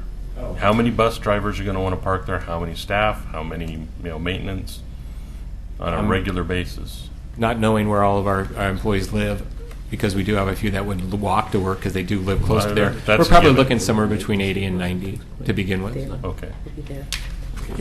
To begin with. And of course, remember, we're trying to build for growth as well. I do appreciate that question, because I think if there's one thing that I've heard since I've been director of operations for a little over a year and a half, is that parking at the high school, I've heard there's not enough, and I've heard there's too much. And I think the challenge has been, don't want to criticize the previous design people. Luckily, that wasn't BBL Architects. It's not very conducive to parking, because after you leave, you get down by the tennis courts, it is a long walk on a rainy day to get to the high school campus. And so how that could be remediated, I don't know, except that I completely understand from a usage standpoint that if you park way down there, it's a big hassle to walk all the way back up to the main building. But at the same time, I've met with people in the neighborhood once, and I totally understand their concern about students and or maybe staff members parking in their cul-de-sac and their entrances to their neighborhoods, and I completely understand the frustration of that. That's the challenge of the site, as well as the fact that I know we've had discussions with the city staff about parking for this facility. Is people don't want to walk clear across that green space to get to the softball fields or the baseball field, because the parking's on the other side of that site. And we do have a walking path, and it's maintained and it's paved and it's lit, but I've been out there and people don't use it. They want to park next to the ball field, and we have a city park coming online, and we thought this is a great opportunity for the district to build parking where there's going to be demand for parking. I don't know if we got that right when we built the high school, but I feel we're trying to get that right with this facility, so that we can handle the extra parking at the park when there's a big event there, or there's baseball and softball games going on the same night, or there's soccer going on with softball. It's a very congested and heavily used area, and it's only going to be more heavily used, especially with the addition of a park. Lauder Road. And then you've got the Loader Road extension as well as traffic coming through there as well. So our feeling was we wanted to build as much parking as we could be allowed to build, because we feel like there's a demand for that much parking currently. And then we're still committed, on the flip side of that, we're still committed to building bike paths and supporting shared use paths, and we've already talked to city staff about that condition and supporting those those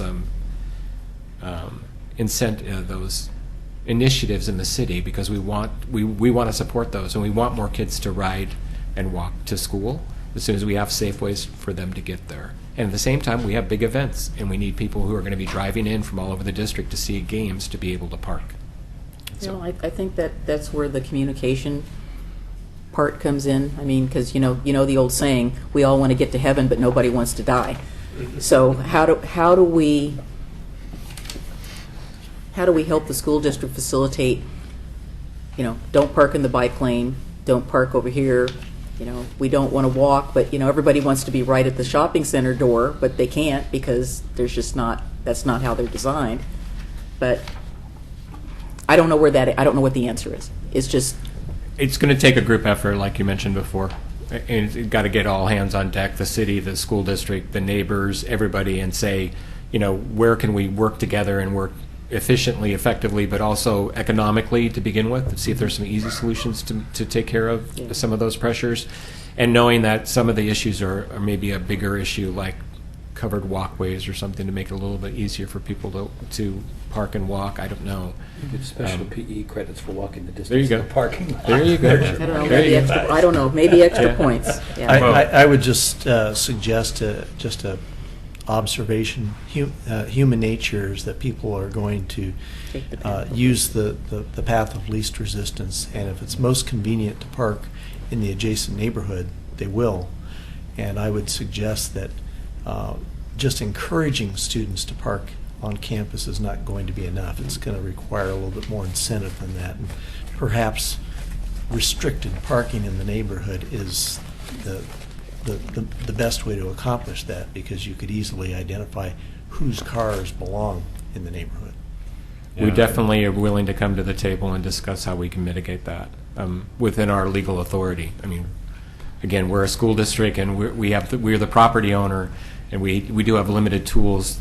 Just like everybody else has got, nobody has limitless tools. So we'll come to the table and discuss how we can try to make that work, right, and do our part to support that. My sense is that the homeowners association in that area would be happy to help with the enforcement if that was an option.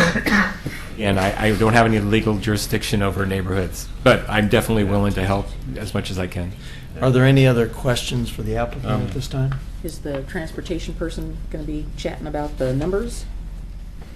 And what numbers are it that you would require? The information that's in And here. which numbers would you like? I'm looking for more of a presentation. What is exactly you would like to know? Well, we've got the data that was submitted, and then a couple of extra emails, I guess, that were in the back about the differentiation between how you got your numbers, how we got our numbers. For What parking? is the difference between the numbers? For parking? Yeah. Yeah, we were basically, as we showed on the current slide that's up there, we believe that our called a driver break room is much more than a driver break room. That the space is designed to be a training facility, both for drivers, maintenance staff who work there, as well as bringing in groups of employees from throughout the district. We have a very limited amount of training space, and so this would give us space for 110 employees to receive training in the bigger room. And so that's why we were counting this as part of the usage space of the facility, not as a employee break room, like where they have coffee and their mandatory breaks and lunches. This facility is going to be very busy, both when we have school and then when we have trainings there as well. That's our intended use of the facility. Our budget, our construction, all support that as well. That's why we have a higher number, I believe, on this parking at the transportation facility than city staff had. Well, I guess my response to that is, did you, when you did the parking for the school, count all the bleachers in the gymnasium and all the seats in the auditorium as part of your daily use? Because they're not all used at the same time.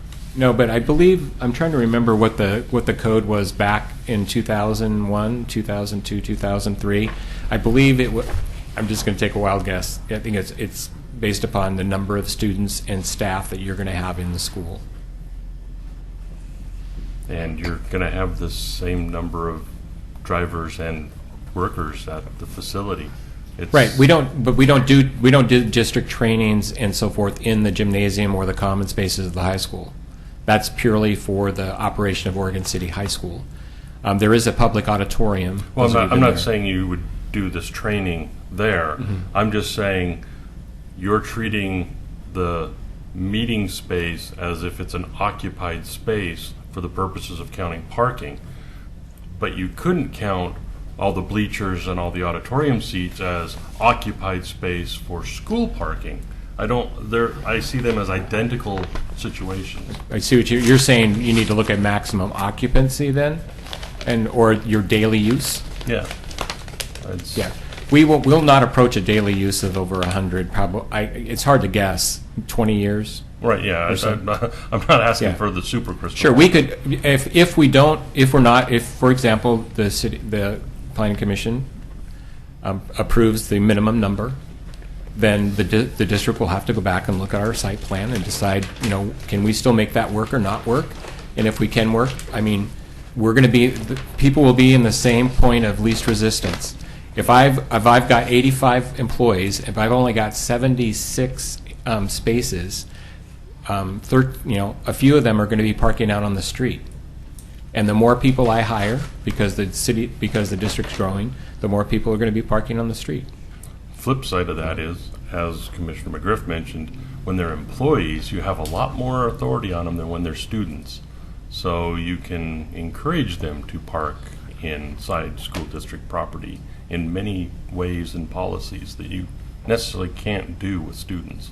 And that could be one of our tools in our toolkit if we were ever to get in that situation.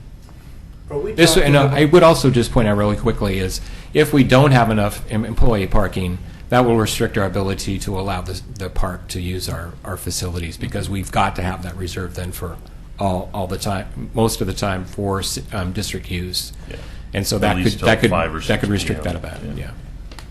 Are we talking about the difference between 8 spaces in this?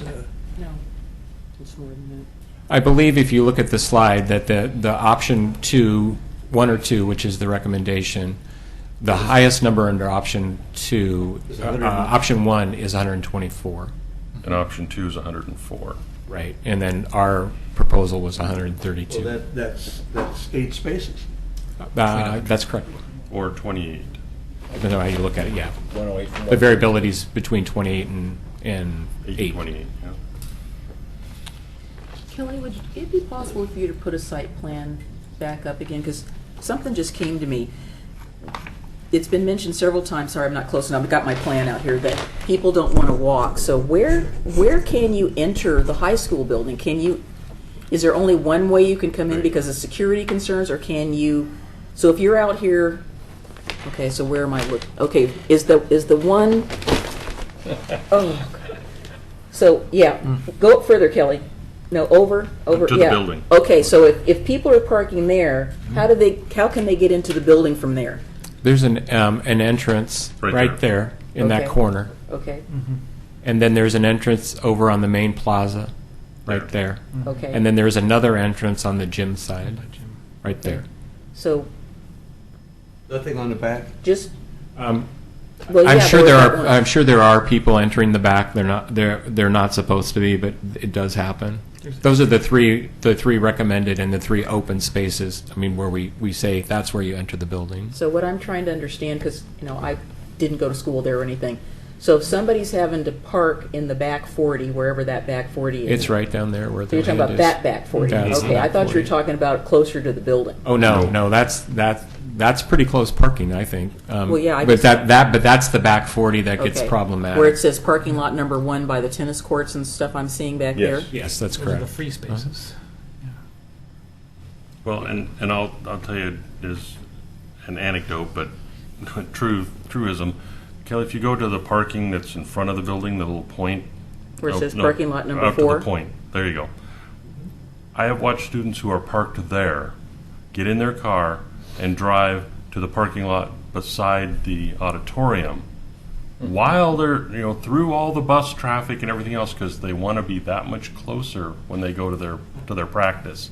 So they're literally moving 24 spaces closer at the peak of traffic because it's convenient for them. Wow. And that's the sort of mentality that you're going to have to work with to try to change. I mean, I understand the back 40 and it's a long way, but that's why it's free. And I guess the other thing is about parking.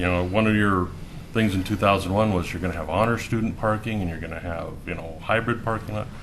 You got a whole bunch of senior only parking, and I don't see anything for.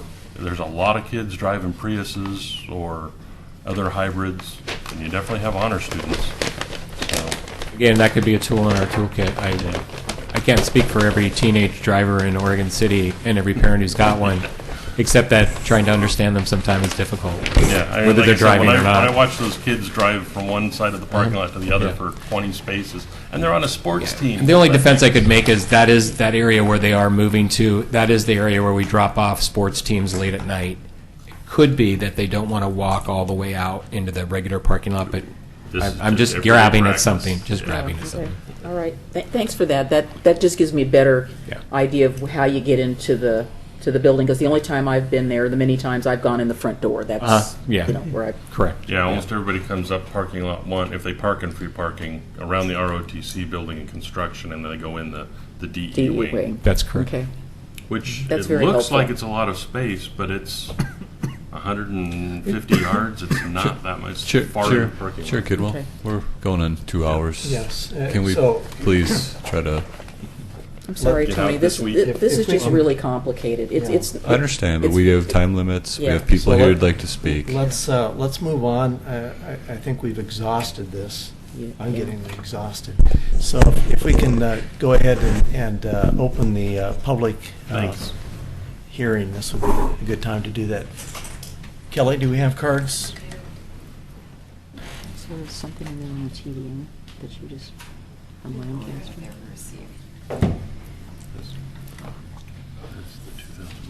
Okay, and as our usual practice for the public hearing, we'll limit the time for each speaker to 3 minutes. The first person scheduled to speak is Christine Kuzinski.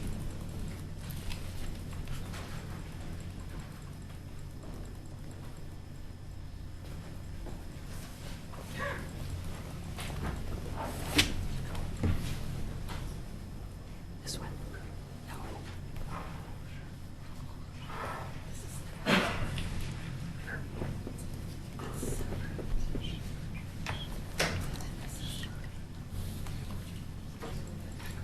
Just drag it down. Oh, okay.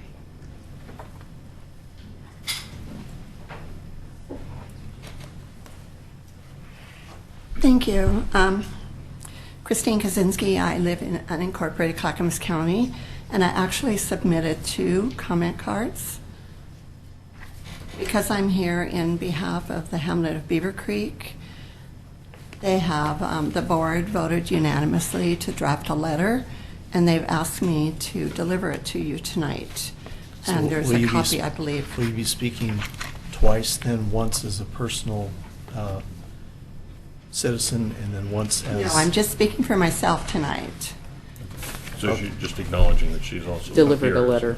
Okay, I'm just trying to. What happened is the board voted to write the letter, to draft the letter, and I got for you. me to deliver it. but our secretary is ill. I don't have the minutes. We don't know if the board told me to speak, so can't speak tonight. Okay. Proceed.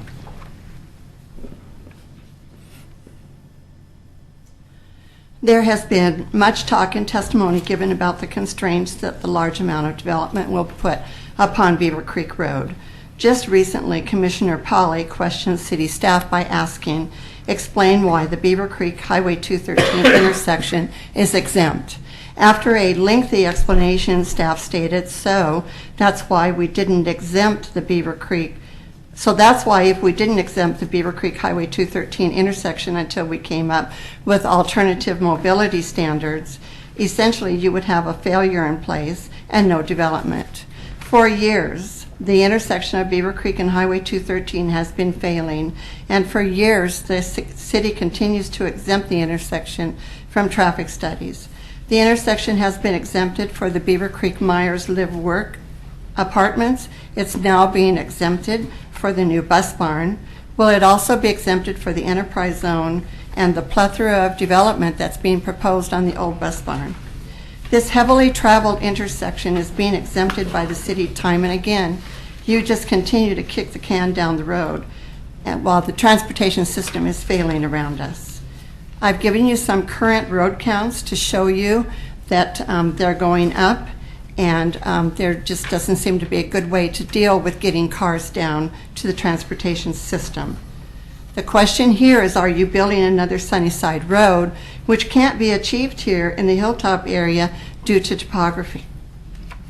The city is developing heavily on Beaver Creek Road, and all with a failing plan. I wholeheartedly agree and support Commissioner McGriff in her request for a full transportation plan to look out at the bigger picture. I share her concerns about why isn't the city addressing these transportation needs now. The only plan being offered by the city to control looming traffic on Beaver Creek Road is by using access control to divert traffic inland to residential areas to keep Beaver Creek and 213 from failing.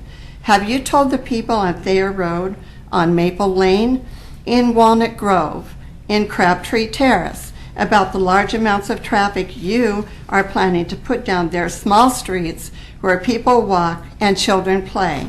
These citizens have invested their life savings into their homes. How do you think they will feel when they see car after car after car coming down their previously quiet street? The 2015 mission statement of this city states in part to build a healthy community that leads the state in safety and livability.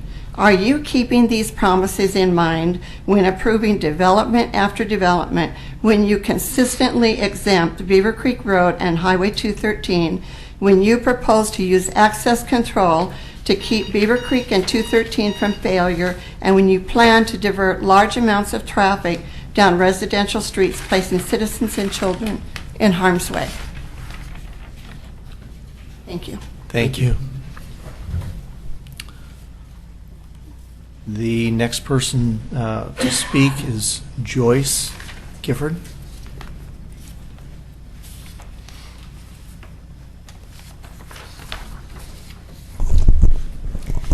Good evening, Commissioners. My name is Joyce Gifford, and I live in Oregon City on Beaver Lane.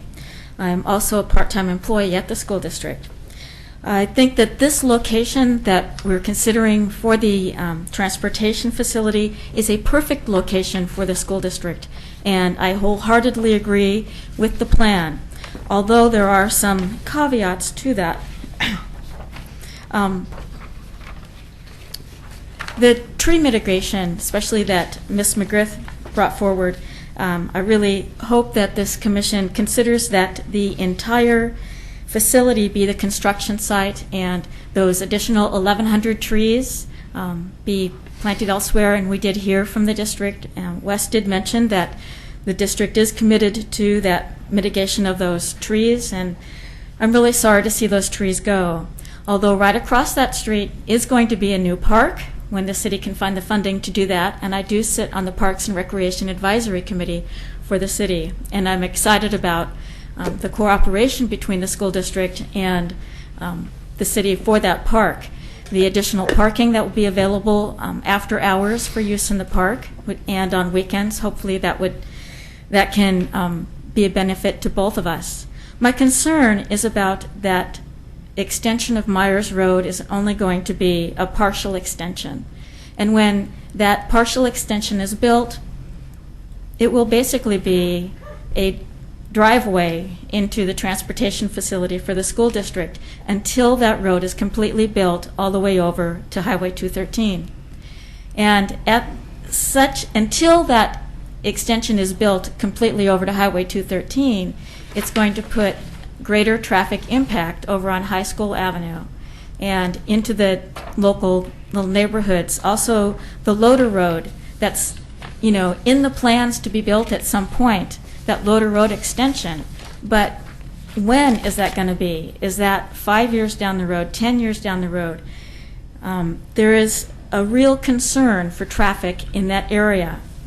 As was just presented, Beaver Creek Road is an unsafe road. When I drive to the high school in the morning, there are children that are walking or riding their bicycles along that little 2-lane road, and traffic, until it gets right to the school, is 45 miles an hour. And I always slow down. As soon as I see a child, I slow down to 25 and make the people behind me really upset. But I am thinking about the safety of the children. And I know that there was a plan at one point that there was going to be, well, what I want to say is that there's not a whole lot of use for bike racks at Oregon City High School. Not a lot of students can ride their bikes because Beaver Creek Road is not safe. The path that goes from Oregon City High School to Clackamas Community College, the one that the students showed me the one time when we had to walk them for an off-school trip, was very muddy, almost impassable. You could not ride a bicycle on that path. And that path really needs to be upgraded if there's going to be communication between the two schools. At this time, the students that take classes, both at the high school and the community college, most of them have to drive their cars because that path is just really not a workable path. And the school district does not provide bus transportation from the high school to the college at this time. So again, this is a wonderful facility, look forward to it, but the traffic mitigation needs to take place. And I also read in your packet there were some comments from some of the local neighbors about the road alignments are different in this plan than they were in the plan 5 years ago. And the neighbors are concerned because they feel like some of their land is being taken away. We want to be good neighbors. And so I want you to please take that into consideration, the alignments of Loader Road and of the Myers Road extension all the way over to 213. Thank you. Thank you. I'd like to ask you a question. Go ahead. So I'm going to paraphrase what you said, that the path is basically not very usable, not user-friendly. Between the college and the high school. Yes, between the college and the high school. I think we had asked about that, and so you're suggesting that that path be upgraded sooner than later? Because we got the it needs to. Yeah, we got a request that it be done later. Be bicycle friendly. Yes. Okay. Yes. It's right now. It's not wheelchair friendly, and I did have a student in a wheelchair, and it was kind of fun. Navigating down that drive wheelchair. path. Yes. Thank you. Good observations. The next person to speak is Robert Malcho.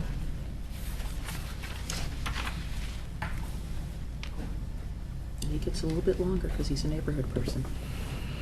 Not the 3 minutes. Thank you, commissioners and staff. I'm bringing before you not really concerns of the Caulfield Robert, neighborhood. just say your name again for the record. Robert Malco. Are you representing a neighborhood? I'm or yourself? representing Caulfield Neighborhood Association, yes. I'm the secretary recorder. Okay. Basically, the neighborhood association feels that the transportation maintenance facility of the school is a very good thing. We've gotten a lot of good cooperation from Mr. Rogers and school district. He was at a neighborhood association meeting in January, presented his plan, the neighbors were allowed to discuss the plan at length. There has been also, you talk about the tree mitigation. I spoke and walked the property with Mr. Rogers myself in February. We talked about transplanting trees, 50 to 100 trees, into the new Glen Oak Park. And to be honest with you, as an aside, I wish the city would have swapped the land that the park had, because where the school is would have made a lot better park, and where the park is would have been a lot better bus facility, in my opinion. But anyway, that's water under the bridge. We got to go forward with where we are. But anyway, as you consider the mitigation and the total plan, I would like you to consider the holistic park, school, bus barn. I'll call it a bus barn. It's not derogatory. Nope. As one whole, the idea of having the extra parking for the park is essential, especially if you're not going to consider extending Meyer Road. The citizens want Myers Road extended tomorrow. That's where we are. That's where we stand. And then this is the stand for the association and the citizens that are in this area. And especially, I had no idea myself of the Loader Road extension, but if something like that is involved too, that's without an extension of Myers Road, that needs to be a top priority by this commission and by the city. And we feel that without that even with the staggered bus times, and Mr. Rogers has presented that to the citizens, and it made sense to us, but we still saw that there would be traffic problems. There are traffic problems already. It won't get any better with most of the buses down in this area versus up at 213 and Maple Lane. You did also mention the parking problem on Myers Road, and citizens there are concerned the fact that either they cannot park there or family members cannot park there because students park there. I think we also brought up the idea of restrictions. We brought that before the police commission, our liaison on the police department. We've brought that up a couple times, that we would like to see either some striping, yellow striping or whatever, or restricted signs along Myers Road, especially in front of the houses on the south side of Myers Road. On the school side, probably wouldn't be as much of a concern, but definitely on the south side where the houses and the apartments and condos are.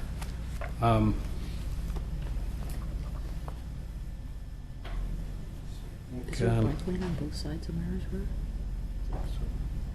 Unless you can go anyway. I think that's really all we have. I would like if Kelly could give us, send me or someone in the association, Mike Mermelstein, a copy of the TDM. We'd like to see that. I think that would be helpful for discussion. And then just I'll step down from my post, and just as a personal thing, I really would like to have the Planning Commission reconsider the Beaver Creek concept plan, and along with that, obviously, Beaver Creek Road. Because I feel that was an excellent plan, somehow got sidetracked. I think it's something that Clackamas County needs. I think it's something that the city needs, and it's going to happen sometime. And the plan was well thought out. There were a lot of good citizen input that was involved in that. I was even involved in a couple of table discussions, and I just would like you to consider that. So that's all I have. Thank you. Thank you. Thank you. Thank you. And the last person I have signed up is Michael Ard. The numbers guy. Probably good timing for me because I got to hear the other people's public testimony. I'm the traffic engineer that prepared the study, and yes, I'm the numbers guy. I heard that whispered as I was coming up. I'm Michael Ard. I'm the Senior Transportation Engineer with Lancaster Engineering, and I prepared the traffic study for this development. Mr. Ard, are you testifying on behalf of the applicant? Yes, I think I am. Okay, well, the appropriate time for you to testify was when the applicant testified. Right, this would be in rebuttal, I think, at this point. Okay, well, I'd prefer if we just hold off and make a decision if we're going to hear rebuttal tonight, if we're going to continue this further. Yeah, because there is a rebuttal Right, period. this is actually Right. opportunity for citizen Okay. comments. Well, is it really rebuttal, or is he trying to answer some of our questions? Well, that's. I that's was not the hoping to point. do both, but within the context Well, of rebuttal for official this is not the purposes. appropriate time for doing that if you're speaking in behalf of the applicant. Okay. Do we have any other citizens? No. Was that the last? No, I don't. So I guess the question is, are we going to take a rebuttal from the applicant at this time?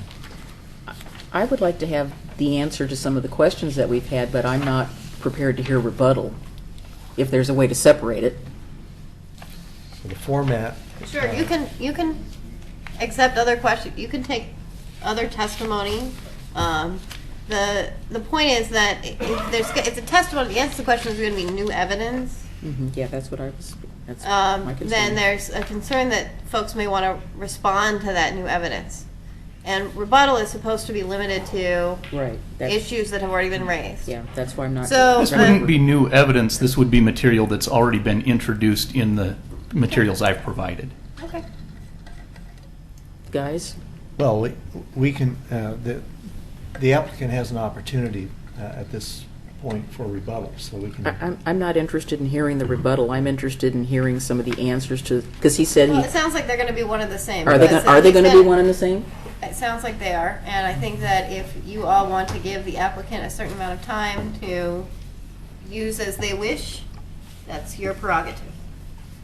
And I think deciding what is rebuttal and what isn't is going to be kind of hard, but I would Yeah, encourage the well, applicant to. Under the umbrella of rebuttal, usually we give the applicant an opportunity after public testimony to come up and respond. Correct. So regardless of whether you want to call it rebuttal or not. So if we're ready for that, then Michael can represent the owner's interest or the applicant's interest at this time. Are we prepared to hear that? I have no problem with it. Well, I'm going to reserve the right that if there's something else that comes up and somebody wants to talk about it, I think we should allow them. We asked a lot of questions that Ron and Wes really are not. That's not their thing. It's your thing. Okay, Denise, let's So let the applicant. okay, so I'm fine. Give their. I'm trying to cut the cake. Is there cake? Yeah, no, there's no cake, but okay. So, Michael, why don't you go ahead and give us a 5-minute summary of your transportation issues. Yeah, I'll try to do it really quickly. So I heard a few things. In particular, I heard a question from Commissioner Maybe asking about additional buses for the elementary and middle school, not just the high school. Comment that the buses are big and slow. And I don't know that the summary that John Repplinger gave you for the traffic impact study was as comprehensive as what you might have wanted based on the questions that you have. But this was the traffic study that was prepared. It's rather thick. That's why. And it does include in here detailed traffic volumes that lay out the number of short buses, the number of standard length buses, the number of field trip and sports buses, What page driver is that? vehicles. This is page 10 of the traffic impact study. Thank you. Clerical and staff, mechanics, and maintenance, and it lays those volumes out both for 2016, the initial startup of the facility, as well as describing the anticipated growth through the year 2035. So we looked 20 years into the future, how much traffic we expect to be going in and out of the facility. And we did account for those bus trips and all of those driver trips, everything that's listed in that table explicitly in our study in describing how the intersections would operate. So that absolutely was considered. 744 trips. Thank you. I stopped right at all the intersection diagrams and didn't go to the next page. So. All right, so I also heard a comment from Christine Kaczynski regarding constraints at Beaver Creek Road and in particular concerns about Highway 213 at Beaver Creek Road. I'd point out that based on the fact that the existing bus facility is where it is at the Maple Lane Court and Maple Lane Road intersection, the buses that were coming out of there already had to pass through that intersection, so that's not going to be a change from existing conditions with respect to that intersection. They will have to travel down a section of Beaver Creek Road that they didn't previously travel on that's between Maple Lane Road and Beaver Creek and the high school along Beaver Creek, but the sections north of that, they were already traveling through those intersections, so there'd be no increase in traffic there. Flip to my notes here. I did want to talk about one other thing, which is the TDM and parking demand management plan, and kind of provide some context as well as an apology that I think I owe you guys in this. Basically what happened is, as I got involved in this project, is that I, as I normally am focused on how things change in the site vicinity, and I have my blinders on, often for legal reasons. I'm not trying to consider aspects of the project or existing development that aren't going to change under the current proposal.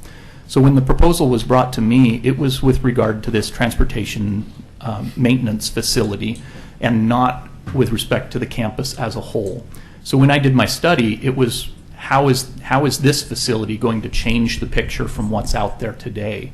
And as we considered parking, I described parking impacts associated with this, but really in a context that was limited to the transportation maintenance facility.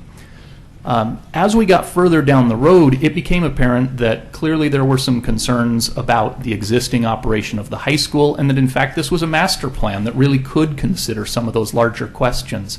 And when I came to that realization, I went out and collected some parking demand data and made some observations at the high school, but it was relatively late in the year. And the result of that was that between 10 a.m. and 11 a.m., I saw a lot of students that were coming and going kind of willy-nilly in and out of the high school, and it looked a lot more like what I would expect out of a college campus than a high school campus. Now, what time was that? Between 10 and 11 a.m. That's the lunch. Early lunch. They're allowed to leave campus for lunch? Yeah, if they meet certain conditions. Ooh. I don't know all the details of That's that, another thing they should change. but it looked like unusual operation as opposed to what I was used to when I attended Oregon City High School. I graduated back in 1990 when it was at the old campus, and I recall walking to Clackamas Community College from there, which was a heck of a trip at that time. But what I'm trying to focus on is what's the purpose of the TDM plan? And I heard the question of are we putting the cart before the horse? And I want to try to provide a context where maybe we can make some sense out of that. Our current decision that we're talking about tonight is really with respect to what parking is going to be provided in this facility. And there's been a few different numbers that were thrown out there. I think staff have indicated a range of 104 to 124, if I'm recalling correctly, depending on whether it was option 1 or option 2, and that we had talked about 132. We do have a little bit of a difference of opinion regarding what the characteristics of the break room facility are within the site, because we don't believe that is just a break room. We believe that it's more encompassing than that. And as a result, it does sort of need to be treated as a separate facility, and maybe that can make up the difference of 8 spaces between the 132 that we've proposed and the 124 that we've seen as a potential limit. As we get into that, though, and make a decision tonight or in the near future, hopefully, about this facility and how much parking is going to be provided there, there's still left another question regarding what do we do about infiltration of students into the adjacent neighborhood, and how much parking is really needed at the high school. And I don't think we have the data nor the time to put that together before the end of the school year this time. So we're unfortunately in this situation where that master plan element really does need to follow on later, and we need to collect some good data in the fall. And there are a lot of ideas that I've talked about with people regarding how things could be done differently and how we could maybe prevent some of that infiltration from occurring into the neighborhood that I don't want to get into the details of that now, but there are certainly things that we have considered that could be tools in the toolbox to help address those existing issues. Really for tonight, I was hoping to just focus on the idea of how much parking should be provided at this one facility on the west side of High School Avenue, though. And if we could make a decision on that, that could allow us to move forward and still allow us to proceed with meaningful transportation and parking demand management policies in the future that would apply to the campus as a whole. Okay, great. Any questions for Michael at this time? So what's the status of the one that's dated 2001? I don't know when that. TDM. There was a memo in here that gave some. That's for the high school. It just was kind of throwing out some suggestions, but there wasn't any implementation measure in it or how we were going to try to get there. So that's. I looked Actually, at, the first I've heard of that, I was not practicing as a transportation engineer at that time. I was doing structural engineering then. I know, now I But I'd can be find it happy to again. look at older plans as well. Oh, number 6. Okay, yeah, it says it's. Hang on, let me try to open this thing again here. The school district was supposed to implement it Yeah. when the new campus opened. It was done. I think it was done by somebody else at Lancaster, not And it would be- not you personally.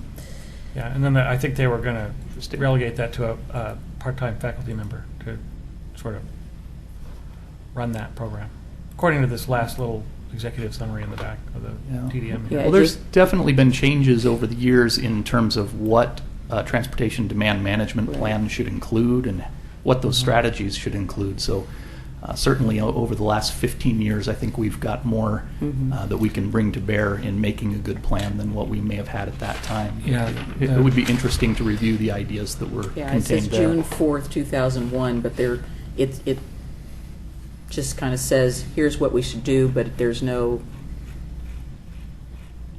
how do you get there? Timeline, Yeah, yeah. there's no timeline Well, or usually whatever. they have incentives for following Yeah. certain kinds of traffic guidelines and carpooling and that sort of thing. They've never concluded that Because one, it's a so much more they'll be extensive happy to kind of conclude that. study No, than. we definitely need to have one. This looks like just the beginning of a meaningful TDM where you branch out into, compliance and then monitoring and then incentives and. Yeah, and I definitely noticed in my different modalities observations, and- particularly the neighborhood streets toward the east end that are right near the high school, those ones are the ones that I saw infiltration of student parking into the neighborhood. As we got further west over past the track area, there was on-street parking available along Myers Road that wasn't being used. So at that point, there didn't appear to be any good reason for students to turn south and go into the neighborhoods. So I think the extent of that is mostly toward the east end.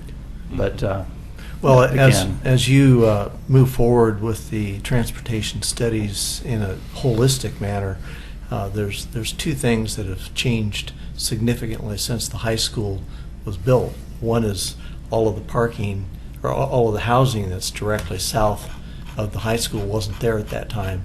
And Myers Road was extended down to High School Road in the course of all that additional housing being built. So those two factors have changed the traffic pattern and the volumes of traffic pretty significantly. and I do expect we're going to need to collect some good data regarding exactly the dynamics that are happening there. And again, that really needs to come in the fall. Well, you've got 3 more school days left. I think most of the high school college, or most of the seniors at the high school campus are already gone at Yep. this point. So They are. yeah, definitely lower traffic volumes out there now. Thank you. They graduate them separate than the other kids? So we've heard public testimony, and we've heard from the applicant. Are we at a point that we're prepared to close public testimony and deliberate, or do we want to leave the record open and continue the matter so that we can get additional information? What do you feel? You're kind of been asking for more of the additional information, but I don't think it's going to be available till the fall. Well, I think it's apparent that the transportation study is not going to be available as part of this exercised. So absent that information, are we prepared to move forward with the decision about the matter that's before us?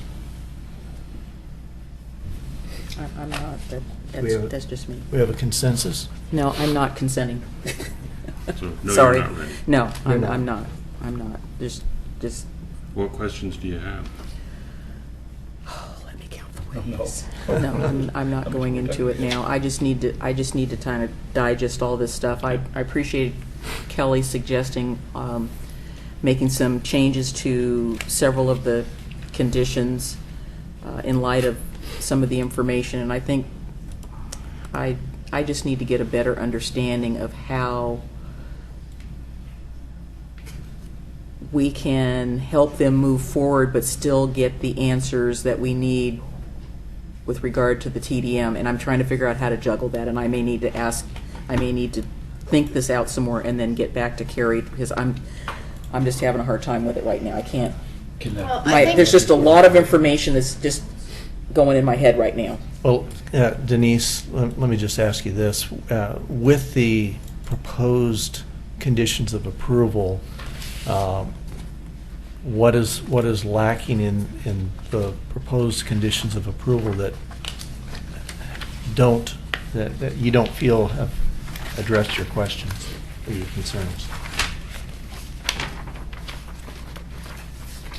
Because I do think number 52 has pretty well addressed what we talked about with the transportation plan and requiring that to be completed before the building permit is issued. I think it's just a matter of whether we're willing to live with if it happens before or after. Because I think the condition is adequate. That's true. You know, 52 covers that, and as Paul pointed out, the requirement for that TDM to be exercised before the permit is issued is written into that. I think that's the only sticking point for me as far as this. Yeah, it's just sort of matter's it's concerned. just sort of buried in there. Well, it's in there, I Yeah, guess. no, I see So it's my- in there, but it's one of those things that's very easy to overlook. Obviously, I've read this like 4 times, and I only saw it the second to the last time I read it, and I Right. thought, oh, was that in there the whole time? So that's the TDM issue. Is there Yeah. other issues that you need to have addressed before you can move forward on this? I still have some concerns about the tree mitigation in terms of, I would like to see something so that it isn't all just dumped over into the park, because there's only so many trees that the park can have, and I don't know what type of a plan the city's going to have for the park. So saying all these trees are going to go there may not be appropriate for the facility that may eventually be built there. And we don't want to put trees in and then have to take trees out because we're going to do X, Y, or Z with that park. And I don't know there's no master plan for it yet, as So- I understand. So can't we be flexible and provide options for the applicant to Yeah, that's what I'm put them saying. There's elsewhere? got to be, And then is there off-site mitigation fees that can be paid? Chair Kidwell, I can shed some light on that. The applicant proposed a tree mitigation plan that includes planting some trees at the city park, a good number on the high school campus itself, and then I believe at Holcomb Elementary there's a mitigation plan. They've already planted 25 trees at Eastham that are going to count towards their mitigation. And then they've proposed the remainder to be placed at other school sites throughout the city. And if they can't find places for them, then they would pay the mitigation fee.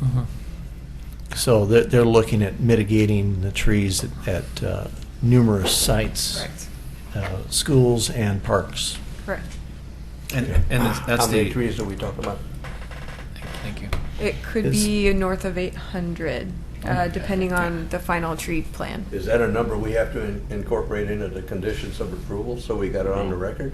No, what we need to do is decide what the construction area. Construction Once that's area. done, the numbers are the numbers. yeah. Right. So so- if we agree that the construction zone includes the bus storage area, I think we all do. then that determines which mitigation plan they have to follow. You want to do that by motion or just consensus? I think we can have a Sounds like nodding. you've got consensus. I think we can have a nodding of heads on that. What was that, did you said, Bob? Well, do we do that by motion for the record? No, I mean, your comment is, do we want to do we want to determine right now what the construction zone is? Well, I think we ought to. Yes. I mean, Well- we got to make a public record. Well, I of mean, it, we so- can talk, we can, But do you want Charles to can post ask it? us what our opinion is about it, I guess. Right, and I guess what I'm trying to figure out is, are we to a point where we close the public hearing and go to deliberation? And what I'm trying to get a sense is, are we at a point, we don't all have to agree on which way we're going to vote, but are we to a point where we have enough information that we can close the public hearing and go to making a motion one way or the other on this proposal? I am. I am. I am as well. Zach? I am Paul? too. Tom? Yes. And Denise is not, so. That's all right, you're the majority. So that means that we're gonna either close the record and make a decision today, or you're gonna close the record and continue this for deliberation at another meeting. Well, if we're in agreement, I'm prepared to close the public hearing at this time, and we can deliberate and make a decision tonight. Do we have a consensus of moving forward with that? Would you stop wimping out over here? Yes. Tom? Are you prepared to move forward? Yes. Okay. Denise? Just please skip me. Damon? Yes. Paul? Yep. Okay, do we, then I would say we'll close the public hearing, and we'll move forward with deliberation. So we have, in this application, probably the most conditions of approval I've seen on any of our proposals at this point was 76. Weren't there more for the Willamette Falls? I don't know about that, but I think there were. Thanks to Paul's clarification on item 52, which I thought was really the one that I was most concerned about not tying that in with the permit, and I see that we are tied in with the permit there. I think the only other issues that we need to really address by consensus is what we consider the construction site. And are we in agreement that the construction site includes the bus storage and parking area? So, I guess. I guess what I would say, yes, that's the question here, but then there's kind of the bigger question, like car lots or other such things. So I think it almost needs to be, do we consider, the vehicles directly commensurate with the operation to be part of the materials of the operation or construction zone? Is it the same thing as a load of tin or a pile of bark dust?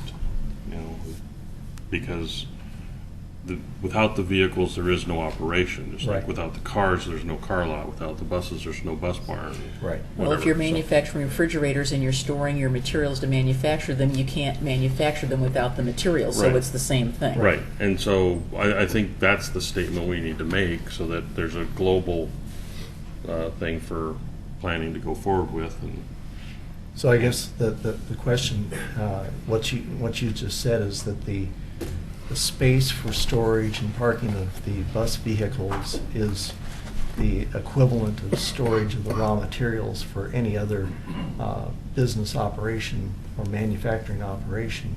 Do we consider that? That would be the question I would put out. Do we consider that part of the construction zone? yes, and that's exactly the question, and yes is the answer. I So would do we give have a that. consensus that we Yeah, agree? because if they didn't need the parking for the buses, then we wouldn't have to cut down all those trees, and then Exactly. they could just have the office. So Yeah. let's just take a straw poll. Yes. Tom? Part of the construction. Denise? It's absolutely. Yes. Damon? Yes. Paul? An extension of the building. I think it's directly related to the operation of the facility, therefore it's part of the Okay. construction. So we're unanimous on that point. So we'll, by definition, say that the bus storage and parking area is part of the construction zone, consistent with the description that Damon gave, and I think that And I makes think sense. that Kelly has a condition drafted to propose. Yes. Is that going to be number 77? It's going to be number 79. 79. Nine. Nice. I only have 77 or. So Kelly, It can be 78. 78. So Eight Kelly, something. before we get to that, can you help allay my minor concern that we've got now 1, 2, 3 applications that you have conditions of approval. We have 2 prior applications that have conditions of approval. I guess I'm feeling some angst about the fact that we may or may not, I don't know, have some conditions prior to this application that have not been met. And then there are, some of the conditions say you have to do it by this time, but then some of the other conditions don't have any, well, there's no, is it open-ended?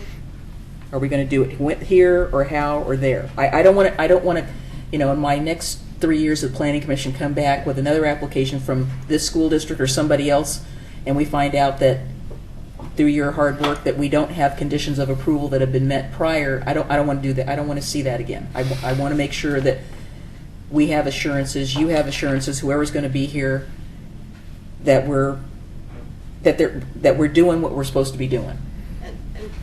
And maybe Ms. Richter, I can tell you that when I worked with Kelly to draft these conditions, we drafted them with that in mind. Lots of these conditions are perpetual. Yes. For where garbage bins go. That is an obligation Tree that runs preservation. tree preservation Yeah. that runs in perpetuity. The areas where we tried to be very deliberative was with regard to the TDM and it getting done and the implementation of it. And so. Well, and I would just add that where it's appropriate, as I've looked through these conditions, they are either tied to getting the permit or the occupancy permit or certificate of occupancy. For example, the tree mitigation has to be, a final tree mitigation plan has to be put into place according to number 68 before the certificate of occupancy is issued. So there is a way to implement those built into these. Well, let me throw one out just for the heck of it, and you can answer this. So number 21, what's the implementation for that? I just happen to see it. I'm not saying that's not there. I'm just throwing one out. It says there shall be no vehicular access along the south side of Myers Road extension for the entire site frontage until Glen Oak Park is developed. Well, I'd say that's the condition there until. So before the park is developed, then they can't have any vehicular access. So start of development, fully developed, park is open. I'd say developed means it's completed. Park is constructed Done. Park until is it's constructed, developed. okay. Yeah. I would just say that. I like that. That's much better than developed, Tony. I like No, until the park is I think constructed. we're trying to use consistent to us. I think we have a pretty clear understanding of what that is, and the south side of Myers Road isn't even the applicant's property. Yeah. Yeah, it appears to me from just running through these that they're either perpetual requirements or they're tied into a permit requirement. I guess the one condition that got me, and it has to do with the pathway between the two. I've walked it. What number? The 43. 43. I've walked it and didn't really think about, oh yeah, that's right, it does get muddy when it rains because Yeah. it's just about the same level as the wetland, and it is just a graded dirt path. I'm not so sure I like that they've got 5 years, and or I'm okay with if something happens with Loader Road, but I know there are multiple classes that regularly go back and forth between those two locations, and after a heavy rain, that place can be a mess. So I would rather have a shorter time frame, like 2 years, and I would think while you're already have the grading and paving equipment, maybe it would be, even if it's just, a 10-foot wide, swath paved so that, And not because, necessarily paved, but gravel improved. or, Well, it's got to be wheelchair accessible. I mean, that, sometimes it's- packed gravel can be, but if it rains and then the gravel gets all loose, then it's just a big old mess. Whatever it is that it's improved, I don't think it needs to be turned into a fancy, lighted whatever. But it does need to be accessible in late October, when the place turns into a mire. But your concern there is the 5 years. 5 Yeah. years is, we've heard So- public testimony that it needs to be improved So now. we'd like to see that shortened to a shorter period of time. Yeah, like 2 years, and then at that point it becomes, hey, you already got the equipment. They're doing one thing, but yeah. Is I is would the say- is I the would commission say agreement not- with? 5 years is 2 or 3 2 years. years is too long. 3 years is too long. We've been told that this needs to happen now, so I think we need to Would we be in agreement to change that to 2 years instead of 5? No. 5 is too long and 2 is too long. I think it needs to be done within a year. It's Well, got to the, be. the construction on this isn't going to be done for 2 years. Well, no, they're looking at 2016. Yep. I thought I heard 2017. No, they have to be gone by 2017. From the other Oh, side. I see. Yeah. Okay. But I think 2 is reasonable. That gives them time to figure out the planning and work with staff on what the materials and how it would be. So you have to go through the bidding process. Say 1 to 2. RFP writing and all that sort of stuff too. Well, not necessarily. It could be part of the. I mean, it's. I think that this is an unanticipated expense of which monies were not set aside, so we would request some flexibility to allow them to acquire the funds. They need to go through permitting. Please do, yeah. This path isn't completely on Oregon City School District property. There's going to be coordination with Clackamas Community College, so it's not just let's go put some pavement down and call it good. Right. It needs to meet our Right. design standards, so there's significant work that needs to go in. Well, I would support changing that to 2 years to allow enough time for them to manage that. Yeah, it's 100 yards. Are we in agreement? Mm-hmm. Okay. So, And maybe they could do something in the meantime to eliminate the big, throw some gravel in those potholes or mud holes or something. so Or just so grade it. condition number 43, we're in agreement. We'd like to change the condition from 5 to 2 years. Okay? Any other discussion about the conditions of approval? So when you have things in like the applicant shall provide a final da-da-da plan, that's by the time they get occupancy or after they install it? Which one are you reading? Which I'm one are just you saying looking in at? general, there's a lot of conditions in here about provide a final this and a final that, and is that after or? Generally, that's through the construction plan review process. After the land use decision is made, then the applicant works really closely with our Public Works Department on final construction plans and public improvements, and the engineering department will require all of those final construction documents before they would sign off on building permits. So it mostly will happen through that process. Let me just ask another question. So I think that the idea of having the students do some fencing screening, I like it. I think it's a good idea. I think we need to be more specific about how long that needs to stay there, because if you take it down and then let's say 6 months, 8 months later, the kids aren't finished with their project and it's nothing there. So maybe nothing goes down until something new gets put back up, because I don't have a problem with the chain link. I would just, I wish that. I think they'll get enough crap from the neighborhood for having something ugly that they'll be encouraged to rotate. Well, no, I'm not saying not that- have rust monsters or anything else like I'm that. just saying that it needs to be there on a regular, it can't come down while they're waiting for something else to be built. It needs to be there, Which- and then when they get other stuff, then they put that up. Condition 39. 39. I had drafted some language for Kelly's consideration. Decorative fencing artwork shall be adhered so as to cover some portion of every fencing panel. And if replaced, new decorative elements shall be attached within 48 hours after removal. So you're modifying number 39? I am. Okay. Adding Okay. those two sentences Okay. after the first sentence Yep. and before the last sentence, the corner at the intersection of Myers Road and the future Loader Road shall be particularly emphasized with decorative elements, public art, or other features of interest. The only thing I would suggest is change it to 96 hours, just because you got the weekend potentially with something. But other than that, I think it's Okay?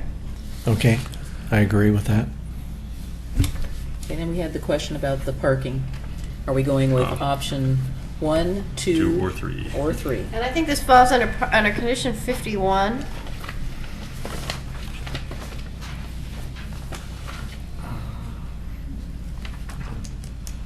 I think it, and I'm just trying to help out to make this more efficient, but what I had drafted was parking necessary to serve the proposed transportation maintenance facility shall not exceed 124 spaces. You can change that number.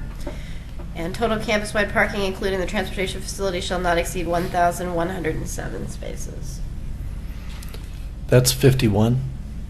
51. It's the first two it's the first sentence. I added that sentence, and then it says the applicant shall provide documentation to verify the total enrollment, number of staff, and projected future enrollment, and shall provide a revised parking count if these numbers are different from those provided. So that sentence still stays there.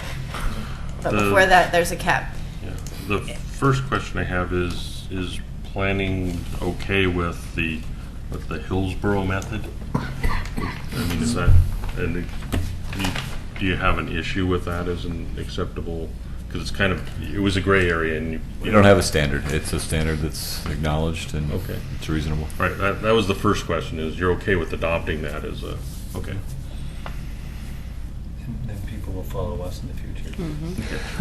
Like they should. I did want to say, Kelly, that I really appreciate on some of your conditions, and maybe this can be done with others, like on 63, where you have different things that you're asking, you bulleted, so it's really clear.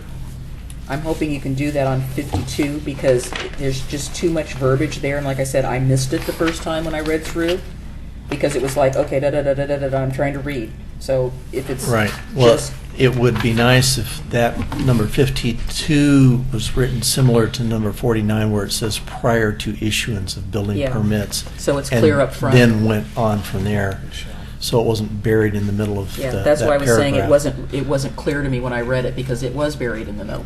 But just let me throw this out for the commission. I would be prepared to support the idea of using the Hillsborough standard, with the caveat that if the applicant comes back to city planning and demonstrates that the break room qualifies as a space that's used on an ongoing basis, that they could count that square footage. I guess, Yeah, I'm not there. because for one thing, right now they're talking about having about 80 people parking there, so they're going to have 45 additional spaces. Excess spaces. Yeah, so I think there's enough spaces, and if they're not enough, there's the other end of the tennis courts where nobody else is parking, and a lot of, hey, we're having an event, so staff park over there today, whatever. I think there's a lot of alternatives until the TDM is done. I agree. And we have a total number. So can we just support the The 124? Hillsborough standard with the 124? Yeah, I have no problem with Is that option Option 1. Option 1, yeah, I can support option 1. And then if in the future they demonstrate that there's a need, they can come back and ask for I like that an option. increase. Being able to go up to 132 if they can. If they can demonstrate a need in the future. And I'll reiterate that we did hear testimony from the Caulfield neighborhood that they really want more parking. Yeah, off-street parking. I guess I'd prefer that we I don't. take the option, pick the option that you're comfortable with. Let them do the transportation demand management. Let's see where that goes. Yeah, Before we Okay. just open up the door. Right. anyway. Yeah, I concur with you. I don't want to open up any Okay. door. And we're only talking about 8 spaces, Right. so it shouldn't be a major So I impact. think we're all in agreement. The option 1 Hillsborough plan, 124 spaces. I hate to be a doubting Thomas, but I just wanted to ask a question. What makes Hillsborough, just because there's one out there outstanding, as the one example that we're following? Because that's the one we found. That's, one that we We found. did research to look that's for- one that we have as a tangible standard as opposed to Hillsborough just should be very proud that we're following their lead. pie in the sky. Yeah. Just thought I'd throw it, I've been really No, quiet, but I that's thought I'd throw fine. that out. Okay, so where, as a commission, where do we stand? Are we prepared to move forward with a motion I on want this? to bring up, I think it merits discussion, number 61. We heard comments in the previous testimony from the applicant, and they submitted comments as well about obstructing the view for bus parking. And for people that have driven these big vehicles, you know, it can get hard to see. So, but I'm not fixed one way or another, but I think it's worth at least just talking about. The reason that staff didn't provide a recommended change to that condition is that we generally are flexible when building plans come in. If the trees need to be spaced a little unevenly to accommodate a specific site plan, we're fine with that as long as the total number of trees isn't being reduced. Yeah, I don't want to paint you guys into a corner by specifying the conditions. You guys should have flexibility to do that. That makes sense. Well, and that's what the applicant asked for, is that they just want to work with planning to mitigate. And I think as long as we allow that, then that works great. Yeah, I think that's okay, but I think we've all been very, I mean, obviously, this is the tree planning commission, and we all have really strong feelings about trees, and I think staff's pretty aware of that, so with that caveat in mind, I'm okay with it. I'm thinking about days like today, and when we get weather over 80 degrees, how many places don't have shade, and how many cars are parked in the little shade that there is, and there's not a hell of a lot of shade around here. Yeah. And, cars and buses get hot. So we made a couple of changes to the ones that are here. One was you had some language for us on, and I just completely lost the number. 51. Yeah, 51. And so I'd like to kind of hear that whole paragraph. I think that Kelly's got the most comprehensive list of the modifications. I think it would be helpful if she read through them and we all follow along. The ones that we've changed And- tonight. Right. Plus the ones that we're changing since the last meeting. Okay. Right. Okay. And stop us So, as we move along so we don't go to the end and then go back. yeah, start at the top and go down with the ones that have changed. Okay, the first one that's changed since last hearing is number 22. We've changed the 100-foot right-of-way for Myers Road to 93 feet, and then adjusted the rest of the numbers in there accordingly. Okay. Number 25 needed the modification to match number 22. It removes that parking lane in the street section of Myers Road, only on the north side. Number 28, we just added the words not to exceed 54 feet for the Loader Road right-of-way dedication. Number 36, just clarified that condition that the parking spaces may be allowed within the setback area if approved landscaping and screening is in place. And so that's something that we would review when the final landscaping plan and site plan is produced for the building permit set. And then number 39, we have a new... Wait, before you go off number 36. So if you have an approved landscaping and screening plan, then you're saying that it's okay to be within the 20-foot setback of Myers Road? If the plan meets the needs and there is a justification for the 20-foot. But it may be that they're not, that the landscaping plan doesn't justify it. It's a little open-ended. The code reads that, actually uses those exact terms, is that no portions of the parking lot may be within the front setback unless approved landscaping and screening is in place. So we're just reiterating the code. And that'll be reviewed, we will kind of interpret that through the final landscaping plan submittal once the applicant kind of changes the plans to meet all of these conditions of approval. More than likely, the landscaping and screening will be in place, and the proposed edges of those parking spaces that are within the front setback will be okay. Okay, move on to 39. 39 is the new addition that decorative fencing artwork shall be adhered so as to cover some portion of every fencing panel, and if replaced, new decorative elements shall be attached within 96 hours after removal. Number 43, for the pathway, we are changing 5 years down to 2 years. Oh, yeah, okay. And then adding a sentence at the end that this condition may be superseded by a development agreement for the design and construction of Loader Road and the pathway to CCC that's entered into by the city and the school district. Okay. 45 was a correction from north to south. So what's the timing, in your opinion? So if the condition is superseded by any development agreement, That development agreement could have any timing. Could have a in it. longer time frame based on that development agreement? design of Loader Road, maybe there's design, it But depends the on flip the side of that negotiations go. The flip side of that is that development agreement would have to happen before the 2 years is up, so. Okay, and that's not, you don't see that in the cards at this point, that that Loader Road's gonna be constructed within the next 2 years? Okay, so there is, so what you're telling me, let me say, is that there's all the likelihood that we will be able to get the pathway in before that happens. I think that there's probably a likelihood that we may delay it as well.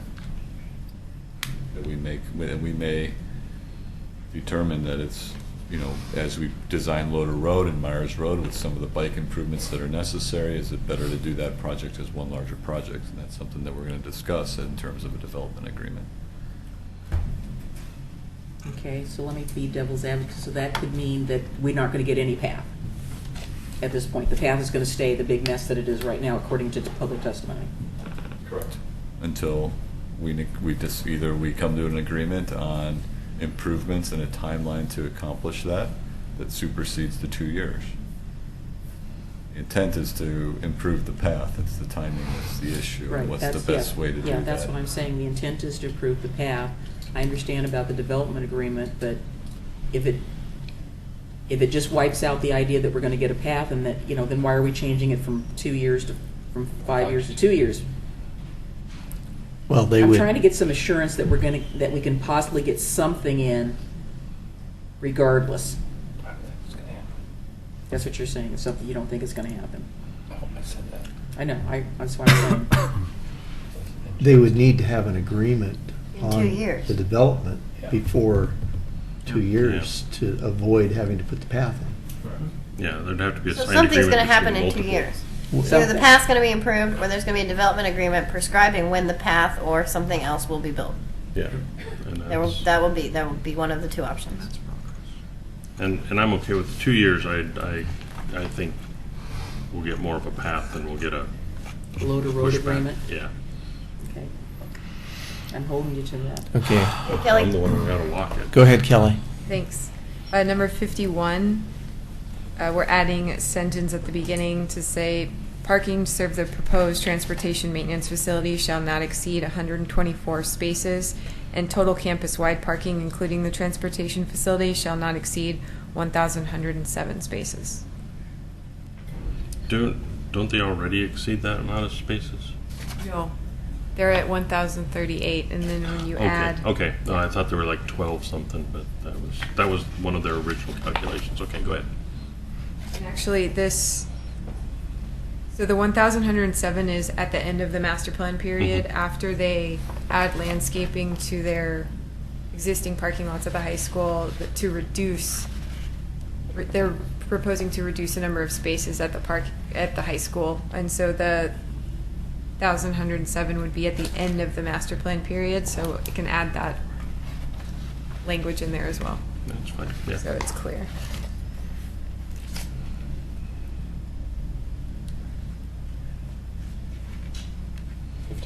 Okay, 52.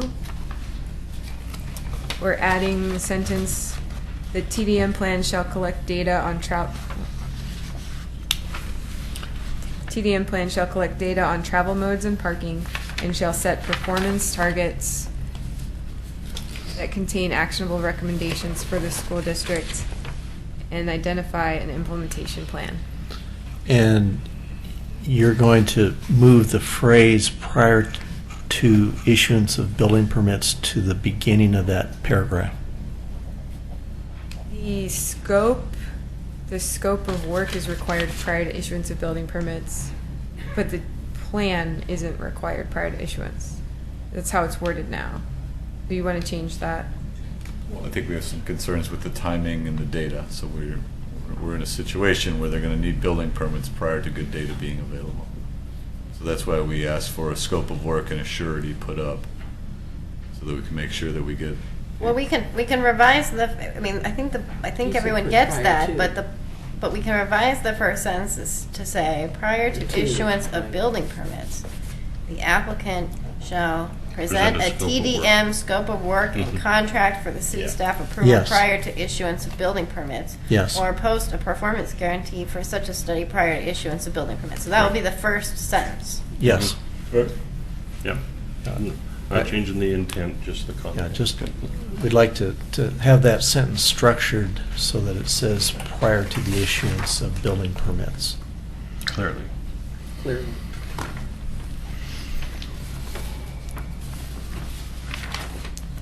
Okay, Kelly?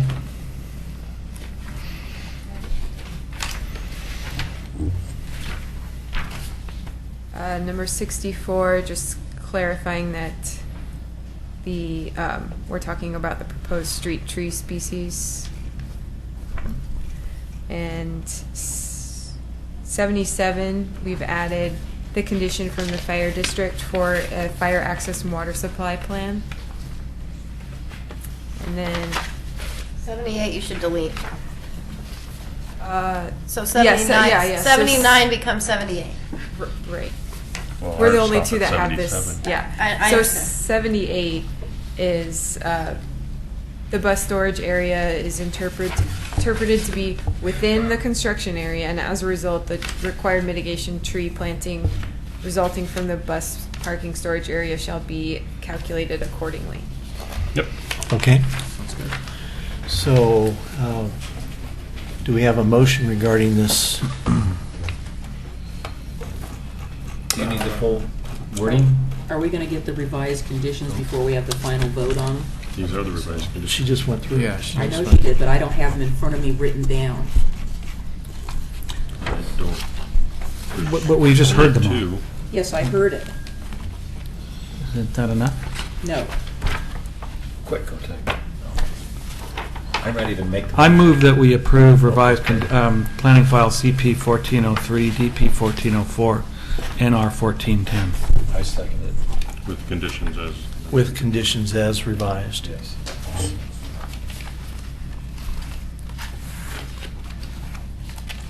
I'm prepared to vote on it, but I really would like to see them Yeah.